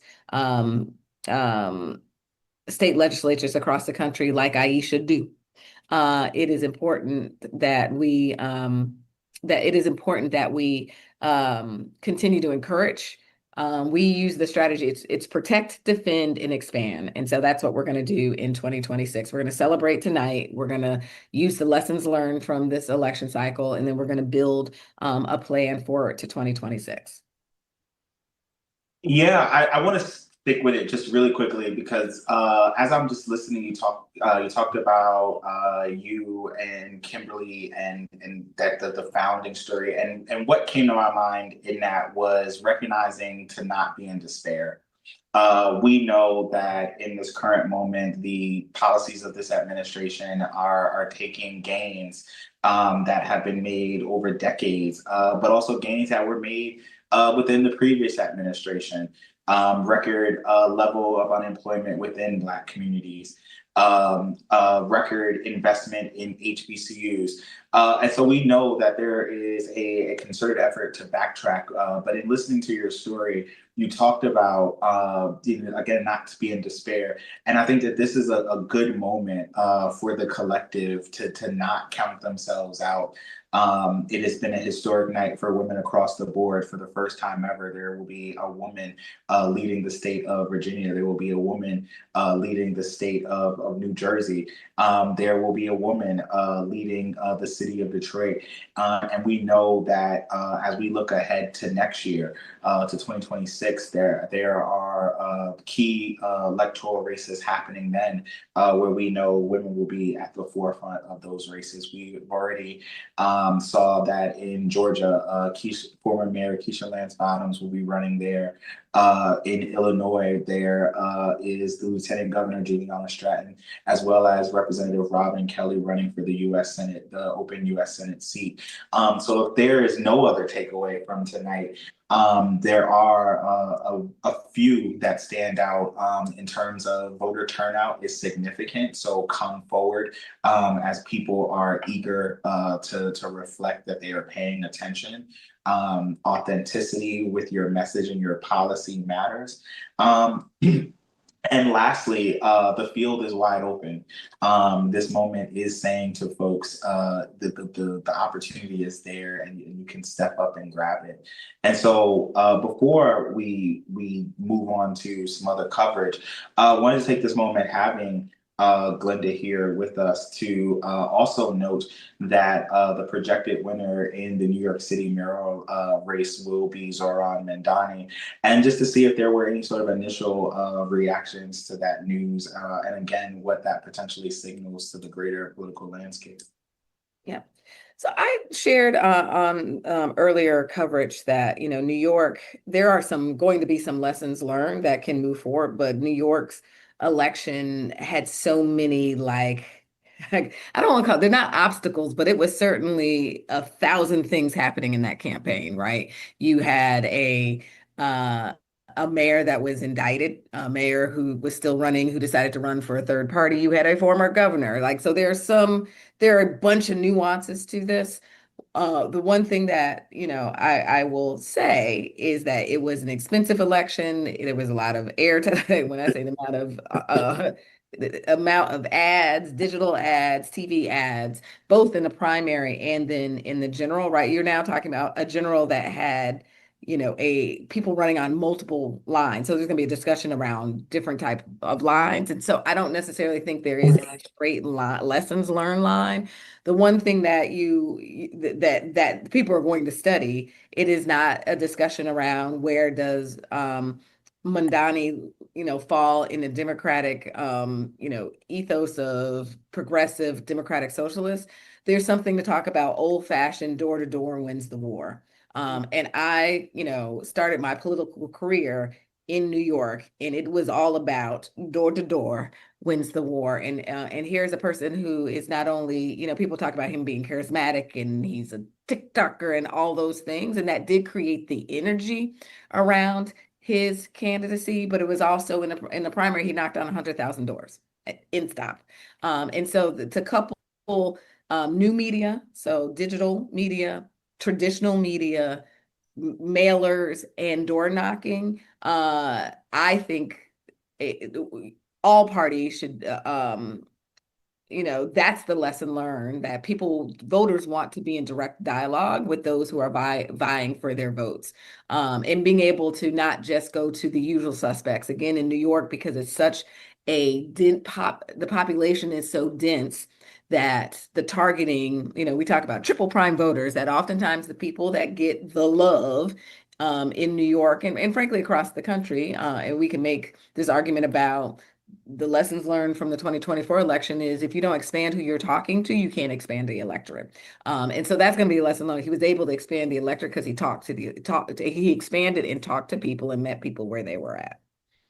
And then I would argue that once we do the postmortem of this election is a Cuomo who was a dynasty, right? A father who, ran and won on multiple levels of government, used an old playbook, and brought out the population that they targeted. They probably hit every target. The problem was you didn't expand the target, and the possibilities of the people you could be talking to in New York. Yeah, as a native New Yorker, I have to agree.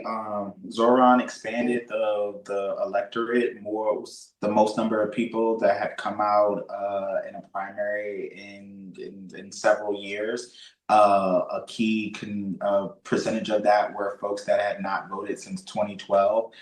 2 million people, New Yorkers. It looks like we're about to cut to coverage to Detroit. So yes, let's go. Well, thank you, Glenda, as always, for your insights straight from Houston. Enjoy the rest of the evening. I know there's celebrations to be had there as well. Bye. Bye. We are back in Detroit with energy. Listen, if it was loud before, it's about to get louder. As you can see, I'm gonna try to turn the camera around, but Mary is about to come out. I don't know. All of a sudden, I don't know how to work technology. Okay. So any moment now, you see all of Mary's supporters. Yes. I technically could run up on stage, but I'm not gonna do it. I'm not gonna do it. But these are all her supporters. She is set to come out any moment now and go to that podium. And I'm sure she's gonna reinforce all the things that she's been talking about on the campaign trail, bringing more resources to neighborhoods, reducing the tax burden for Detroiters, property tax burden for Detroiters, bringing it just back to the people, and not to distinguish herself too much from Duggan, because he's a popular mayor, but she is the mayor of the people. And I'm so proud to call her our mayor-elect. And sorry for my video here, but I'm trying to at least capture a few of her initial words. Let's see if you all can hear. Let's hear. Important piece to this puzzle, man. I need y'all to make some noise. Now, when I say Brian, y'all say what? Y'all understand? Okay. Y'all understand? This is the Chief of Staff of Council President Keisha Mary Sheffield, okay? But that's some introductions before Mary, but as you can see, she's set to come on stage any moment now. It's bubbling with excitement here. I just ran into the Honorable Kyra Bolden, who was the only Black woman. As we talk about Black women's leadership, always, she's the only Black woman on Michigan Supreme Court. Her and I just hugged, and she was just filled with emotion around Mary becoming Detroit's next mayor. So that times however many people are in the building is the feeling here tonight. And I'm just proud as a Detroiter. I'm proud as a Black woman, and we are here to celebrate. I said I would say celebrate a million times, and that's what we're doing right now. And it's going to get even more hype as Mary comes out. I think that's the beauty of us doing this coverage live and in the way that we are, is having the ability to have folks both like you and Glenda on the ground to be able to take it in real time. And then also just be able to offer the view that you did. And then being a native Detroiter, that excitement, I can only imagine what it's like in that room right now.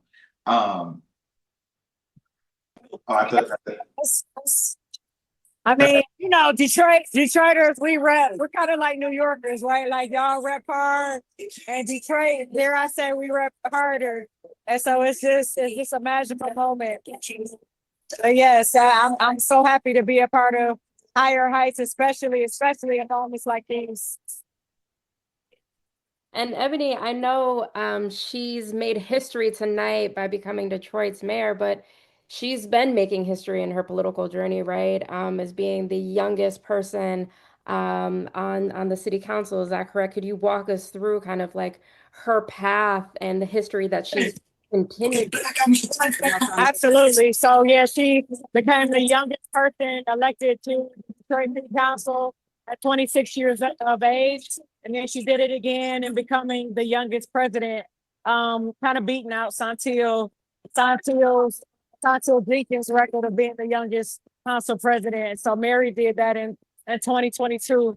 And really what has been a defining sort of period for Mary has been her connection to the ground. You heard Tracy earlier, board chair, Higher Leadership Fund board chair, talk about what she's been hearing, which is Mary, and I know this to be true, Mary is accessible. You see her in a grocery store, you see her out and about.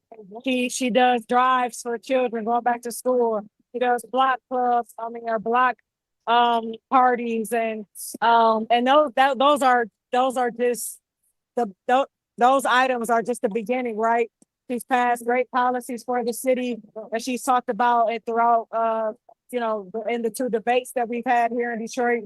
And so her trajectory has always been one that has been centered on the people of the city of Detroit, not necessarily the business community, not downtown and midtown, but really what our legacy Detroit is looking forward to. How can we bring more joy, more resources to the neighborhoods, which far outweigh our downtown and midtown. And so that's, like I said earlier, that's what I think she'll talk about.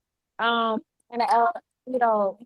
what I think she'll reinforce, and maybe she'll surprise us with some new information. We don't know, but looking forward to her coming on stage here. Well, we're gonna definitely stay tuned into what's happening on the ground there in Detroit. Ebony, it is a fever pitch of energy. It sounds like you're increasingly excited. It looks like folks there are increasingly excited. I'll just add, when you talk about community support for Mary Sheffield, I like to add the figures, the facts in there, so that we have a real sort of conceptual understanding of what it looks like. And when like I said, when you talk about community support, it's reflected in these numbers. Currently, with just 60% of the vote in right now, Mary is building on a 40,000 vote lead. Currently surpassing her opponent, Pastor Solomon Kentlock, by 50 percentage points. To me, as someone who works as the political director that works in this space, that is a commendable effort on her part, her campaign's part, to really be engaging voters, as Glenda just alluded to with Zoran Mandani in New York, going out there and working to knock on 100,000 doors in the primary. And I saw just this past weekend, there was an effort to knock on 200,000 in a day. And so it continuously speaks to one, voter turnout being significantly high in an off-year election. Excuse me, but also the importance of being a candidate who can put themselves in front of people and build that community support. We have seen here a number of primary examples that when you put that effort in, it pays off at the ballot. Yeah, what I love too, what I heard from Mary earlier, trying to find the mic here. What I heard from Mary earlier after she casted her ballot this morning or early this afternoon, she said, hey, I just want you all to come out, right? And just hearing the numbers coming out of New York City, right? That's real power, right? Of course, we want people to vote for our person, but the power is really in people showing up and having hope that there is a future that they can look forward to. And so there's no amount of money, right, that can speak to that. There's no amount of, we've seen people with a lot of funds run and lose because they don't have that factor that people are looking for, which is hope. And so I know we're seeing that in New York.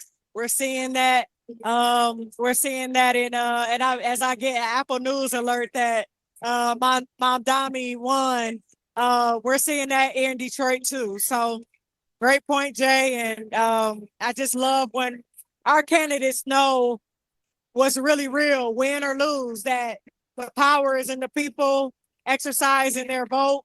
And yeah.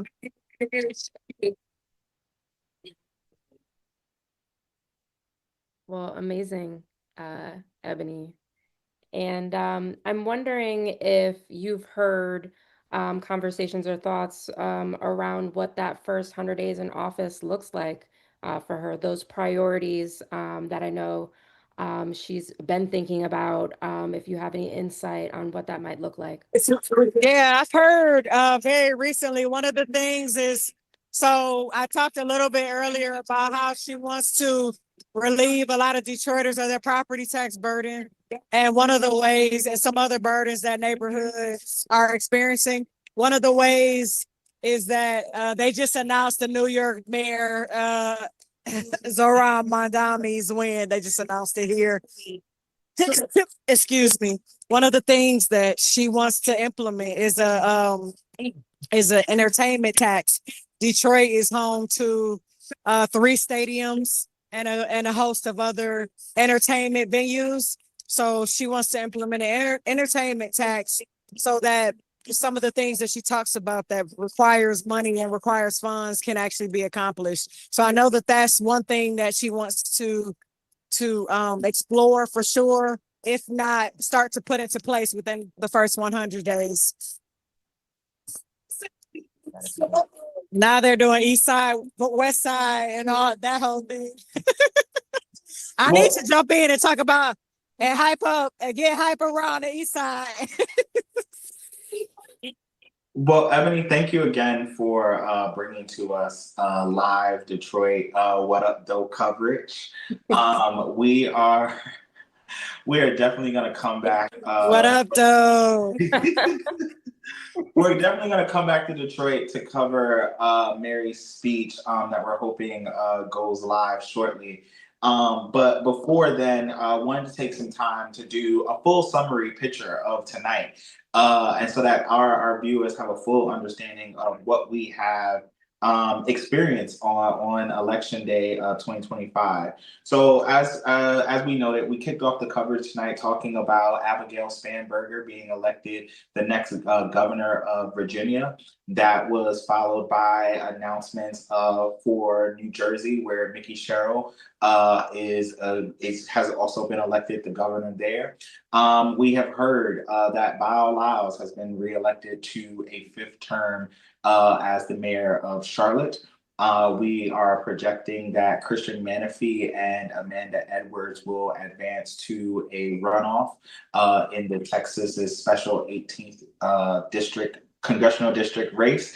And most excitingly is that Mary Sheffield was also announced as the winner and will be the next and first Black woman to run and succeed and become the next mayor of Detroit. With that, there are a number of other key things that happened tonight. Zohran Mamdani has also won to become the next mayor of New York City. And we also are anticipating that Prop 50 in California, a redistricting effort put forth by the governor there, Gavin Newsom, to counter the Republican redistricting efforts taking place across the country in states like Texas, North Carolina, Ohio, and Indiana. And so this is a big night for folks to take away a number of key things. We heard that turnout was key. Historic turnout is what has led to these historic victories in this moment. Voters are sending a message to elected officials that there are some key critical issues that they care about that are not currently being addressed. And if they are not properly addressed, that voters will show up to the polls, even in off years, and make their voices heard. And then lastly, with that, authenticity is key to that. And so that provides a great segue to take you back to live to Detroit and pick up Mary Sheffield's acceptance speech as mayor-elect of Detroit. When we talk about authenticity, this will be a great example of it. I'll tell you this, we are going to be hopefully launching very soon some information around our transition process, which will be community driven. We are going to have people from various sectors of our city sitting on that transition with various committees, from gun violence to housing to infrastructure to transit. And that committee will drive what the first 100 days of my administration will look like. Now, we have already outlined a plan on our website around what we want to do, but we want to also allow the space for this transition period to lift up more issues about how that administration can move forward within that first 100 days. How do you feel like your victory fits into kind of the national conversation around what new Democratic leadership should look like, especially in big cities like Detroit, New York, where we picked young candidates? I believe that in Detroit, you had a leader who brought experience, who has a record of delivering for this city, who's been consistent in their leadership, and that is what Detroiters want. And so I'm very honored that they saw me for me, and that they're trusting me to move our city forward. A lot of emotions to work through, but have you thought about like the broader national kind of implications, the attention that's being brought to Detroit as a result of your victory? Yeah, we want national attention. Detroit is a world-class city, and a part of what I'll do as mayor is ensure that we continue to get the recognition and attention that we deserve, but also the funding as well. But no, I do think it's a great, it's good to have national attention on Detroit, and my leadership, we want to continue to do that as well. Positive attention as well. This race was close. 59,952 votes. Mary Sheffield, 17,000 Solomon Kinloch. Mary Sheffield, the mayor-elect of the city of Detroit. Yes, we will be right back with more election coverage right after this.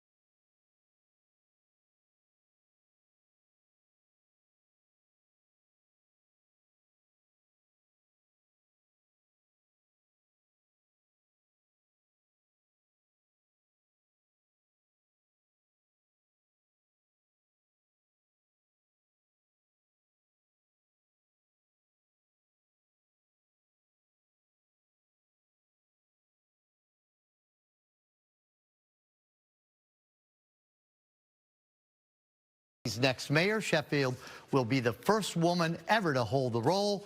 We have reporters in the field with both campaigns tonight.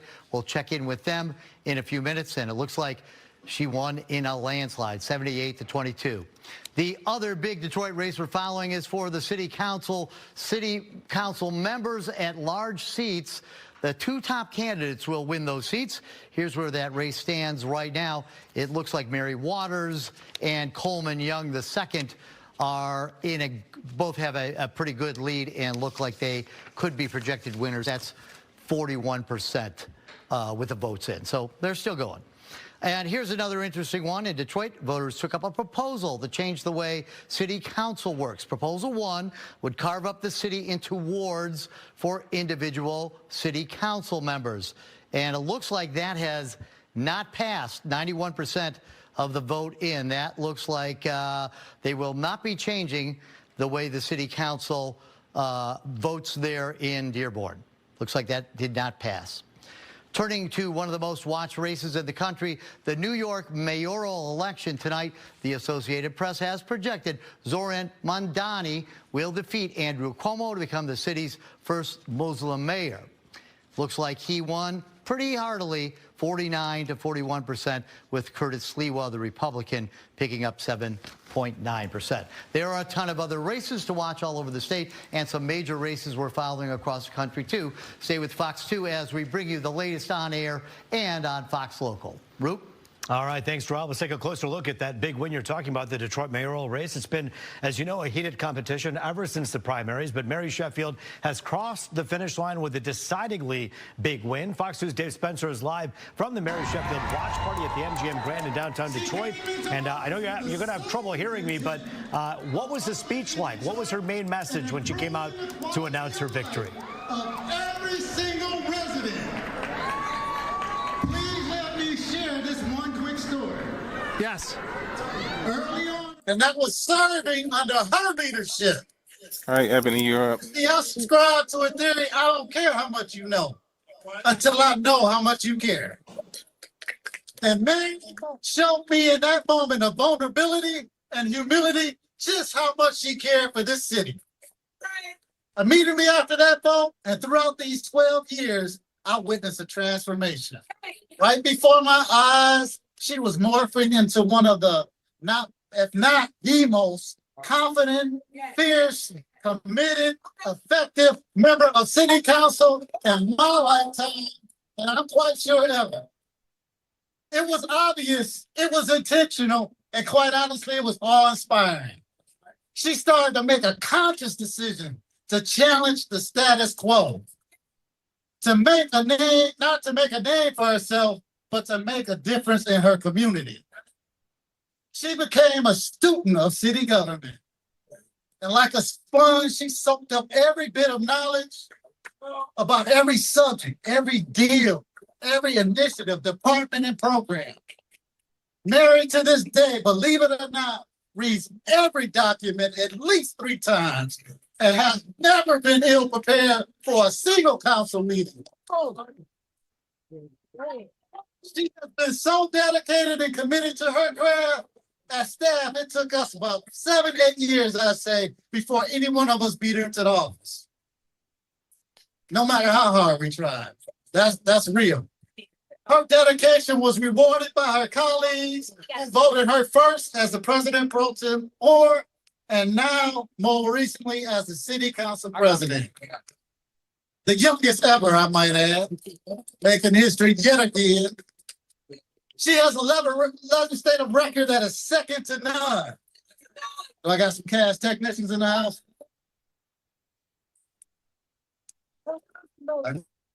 Good on that one.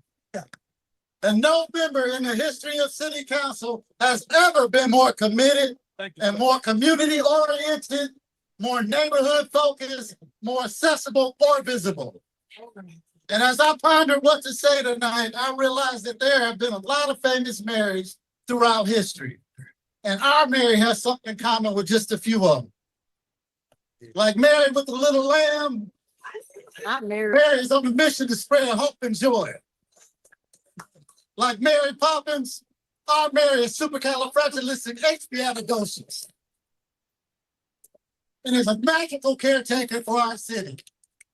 Like Mary J. Blige, our Mary told us all we're gonna be just fine, fine, fine, fine, fine. Ooh, fine, fine, fine, fine. That's right. And like Mary, she told God, shackles off my feet so I can dance. I just want to praise him. I just want to praise him. That's right. Like Mary Magdalene, our Mary is the apostle of apostles and will bear witness to Detroit's resurrection. Like Mary, mother of Jesus, she will serve as Detroit's vessel to our salvation. And like Mary McLeod Bethune, our Mary is a champion for equality and knows nothing is possible without faith. To know the M is made for Mary. Mary was uniquely designed for this moment. The A is for action. Mary is all about that action when it comes to serving Detroiters. The R is for resilience. When Mary decides to do something, you can take it to the bank. It will get done, and it will get done, my team, expeditiously. That's right. Come on, Brian, talk to us now. The Y is for yes. Whenever Mary is asked to step up and lead, the answer always has been and always will be yes. So without further ado, Detroit, I'll introduce you to Yvonne and Horace III's daughter, Horace Jr. and her namesake Mary's granddaughter, Horace IV's sister, Wanda Kathy and Lavon's niece, Ryder's big cousin and role model, Detroit's homegrown hero, my leader, my friend, my sister from another mister, the chosen one, the purveyor of progress and inclusion, the arbiter of Detroit's future, the one who will go down in the annals of history as Detroit's most consequential woman and mayor. Detroit, get on your feet, make some noise, and put your hands together. If you're ready for leadership, you can feel. Give it up.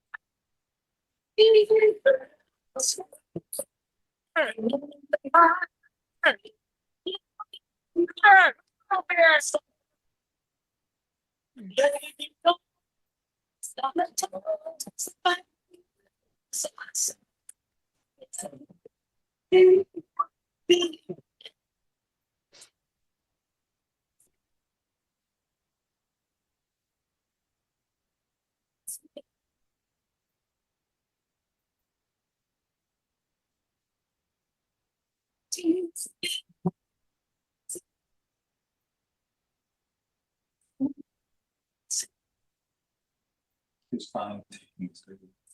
Can you do it before she speaks?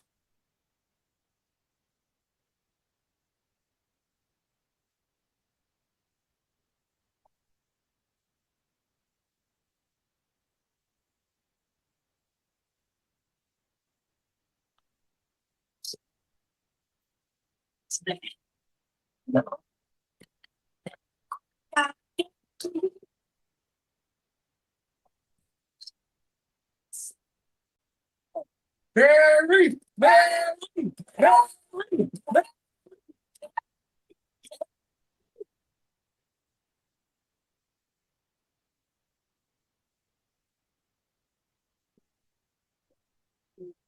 Good evening, Detroit. Wow. Detroit, we did it. Yeah. Detroit, you showed up. You showed out. You stood strong. Yes. And raised your voices towards a future that we all can believe in. Yes. And when some said that it couldn't be done, when some said that it was not the time, Detroit, you said, Yes, it is. together we can. Together we will. And tonight, together, we did. The future that we all can believe in. And when some said that it couldn't be done, when some said that it was not the time, Detroit, you said, together we can. Together we will. And tonight, together, we did. This needs to be moved over some. Tonight, this victory belongs to all of us. Detroit, you have spoken loud and clear from every corner of this city. That's right, thank you. And I am reminded tonight that all things are possible to the one who believes. As I stand here as your mayor-elect,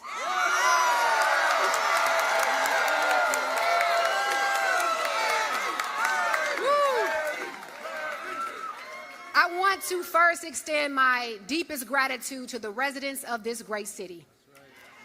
You all have welcomed me into your homes, your neighborhoods. Where else? That's right, everywhere, all throughout this city. And I would never forget the memories and the times that we've shared throughout this campaign. Thank you for your support, your prayers, your trust, and your confidence, and for believing in a vision that we share for this great city. To every Detroiter that is watching tonight, whether you voted for me or not, I am here to listen to you, to fight for you, and to serve you. Because at the end of the day, we all want the same thing. A Detroit that works for everyone. For everyone. This journey was not walked alone. There are so many incredible people who have shaped this moment and walked alongside me. First, to my family, to my father, who has always instilled strength and faith in me. To my 88-year-old grandmother.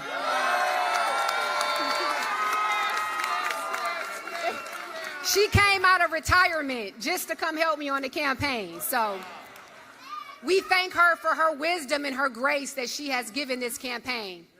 And for my beautiful mother, who is no longer with us, but watches over me and guides my steps daily. And to all of my family that is here today, thank you for grounding me, shaping me, and loving me into this very moment. To the best campaign team on the planet.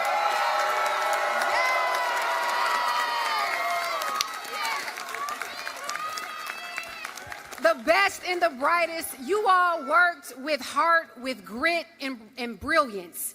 And I am deeply grateful for each and every one of you all. To my campaign manager, Chris Scott.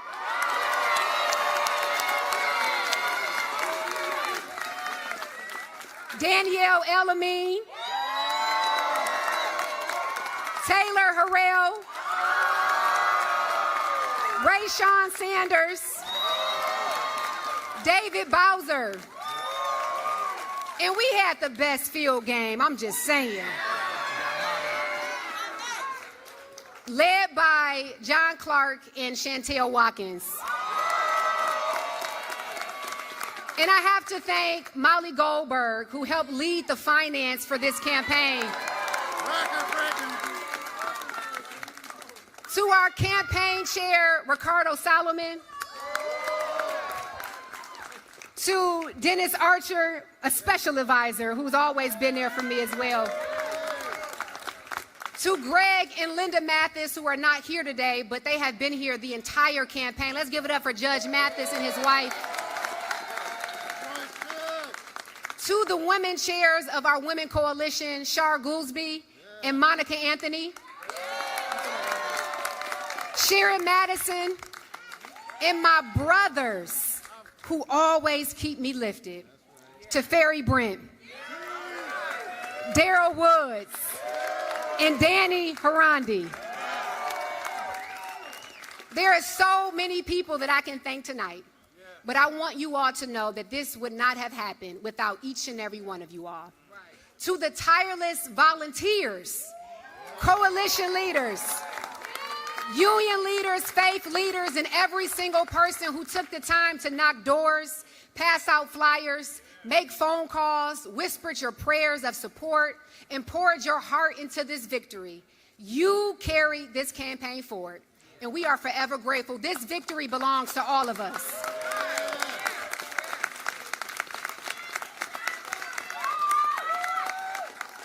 So over the past 330 days, we've built more than a campaign, we built a movement. A movement that has proven that we are stronger when we all stand together as one Detroit. I've seen it on the east side, the west side, and every block in between. Neighbors that are organizing block by block. Our small businesses that are lifting up our communities. And our young people who are demanding a future that they can believe in. This is the spirit of our city, the spirit that carried us here to this moment in Detroit. Let's not forget who we are. We are a city of innovators, of champions, of change makers. We put the world on wheels. We created the Motown sound. We built the nation's first public highway. We powered the arsenal of democracy. And from these Detroit streets came freedom. From the Underground Railroad to the fight for civil rights. This is the home of the labor movement. The birthplace of America's middle class. And nearly 60 years ago, my grandfather, Horace Sheffield Jr., stood on the front lines during the Walk to Freedom, demanding jobs, dignity, and justice for every Detroiter. And now, almost 6 decades later, his granddaughter stands right here.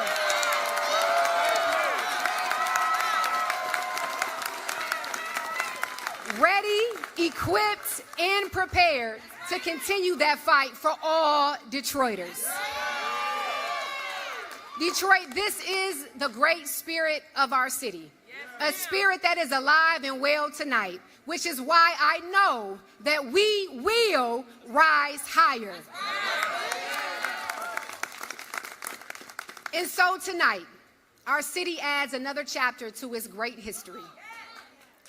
Throughout Detroit's 324-year history, 75 mayors have led this city.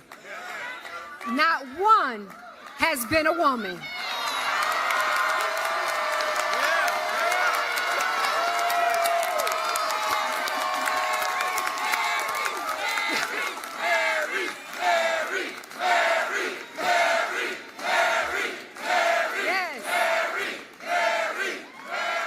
But tonight, Detroit, we know that changes.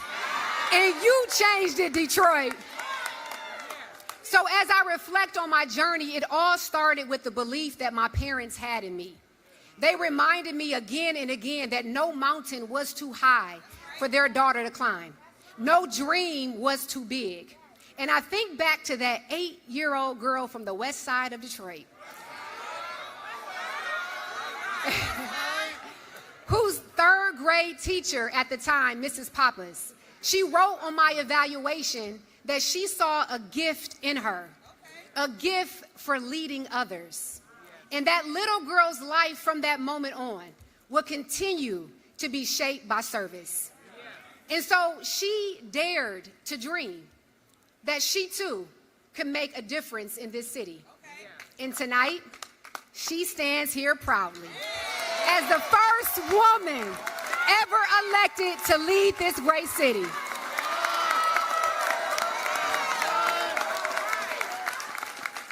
And now I have the awesome responsibility of ensuring that I would not be the last.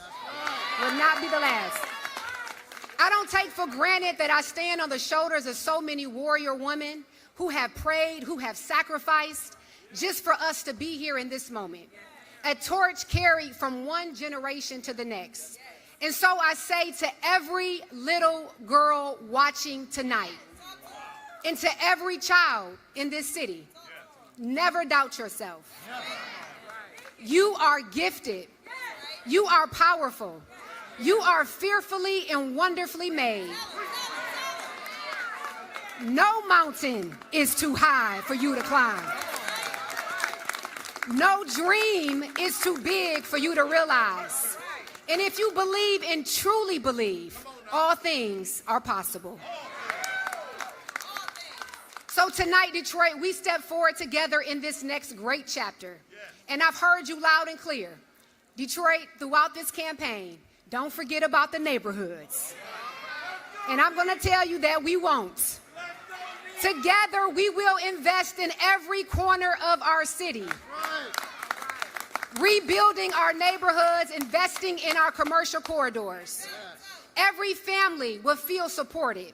Every child will have a path to reach their full potential. And every resident will have access to transit that they can count on. We'll work tirelessly to ensure the safety of our communities, block by block. Focusing in on prevention first, strengthening community and police relations, and treating gun violence like the public health crisis that it is. We'll guarantee safe and affordable housing for every Detroiter, increasing access to home repairs, creating opportunities for home ownership, and achieving real property tax reform for our residents. We'll champion our small businesses, giving them access to capital and stability to grow and stay in their homes and stay rooted here in Detroit. And we'll make Detroit the best place in America to grow and start a business.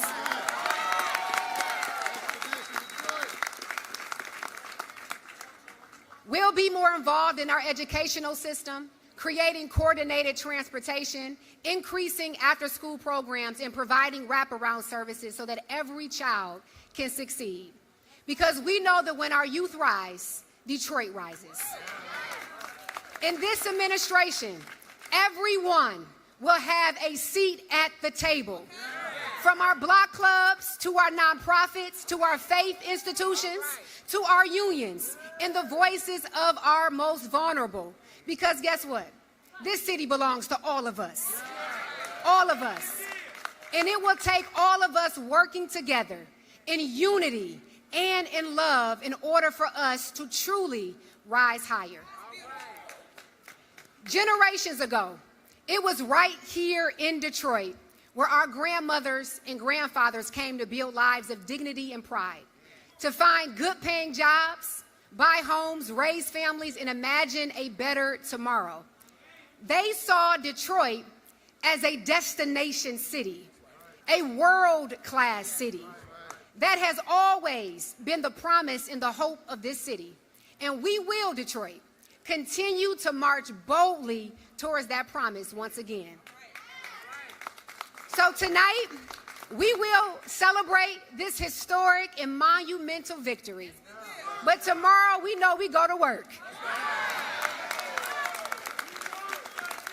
Shoulder to shoulder with our city council, with our regional partners, with our civic and business community, with our labor family, and most importantly, with each and every one of you all. Because the work now begins. The work of rebuilding our neighborhoods, creating great jobs, lifting every Detroiter out of poverty, attracting and retaining our young people in this city, and reclaiming Detroit as its rightful place among the world's greatest cities. Together, we made history, Detroit. Together, we will build a brighter future. Together, we will rise higher. Thank you, Detroit. I love you all. God bless you. Let's finish the work. Come on, sing it. When I close my eyes, I think of you and reminisce on all the things you do. I can't imagine my life without you. It's like paradise now. I know that it's real. It's a mystery for someone to give their life just for me. Come on. What you did on Calvary makes me wanna love you Watch more. this.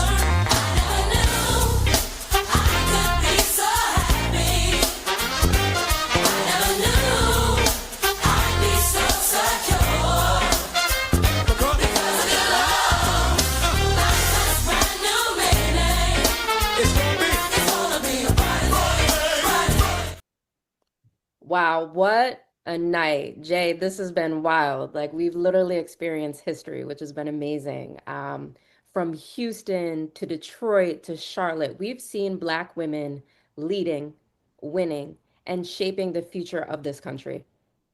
Yeah, we have. It's been a historical night. And while not every vote is counted yet, we're still waiting for polls to close tonight in California. We have seen wins. I will say, I think women are the winners tonight. And if nothing I say is remembered after this, it's never doubt yourself, as Mary Sheffield said in her closing speech.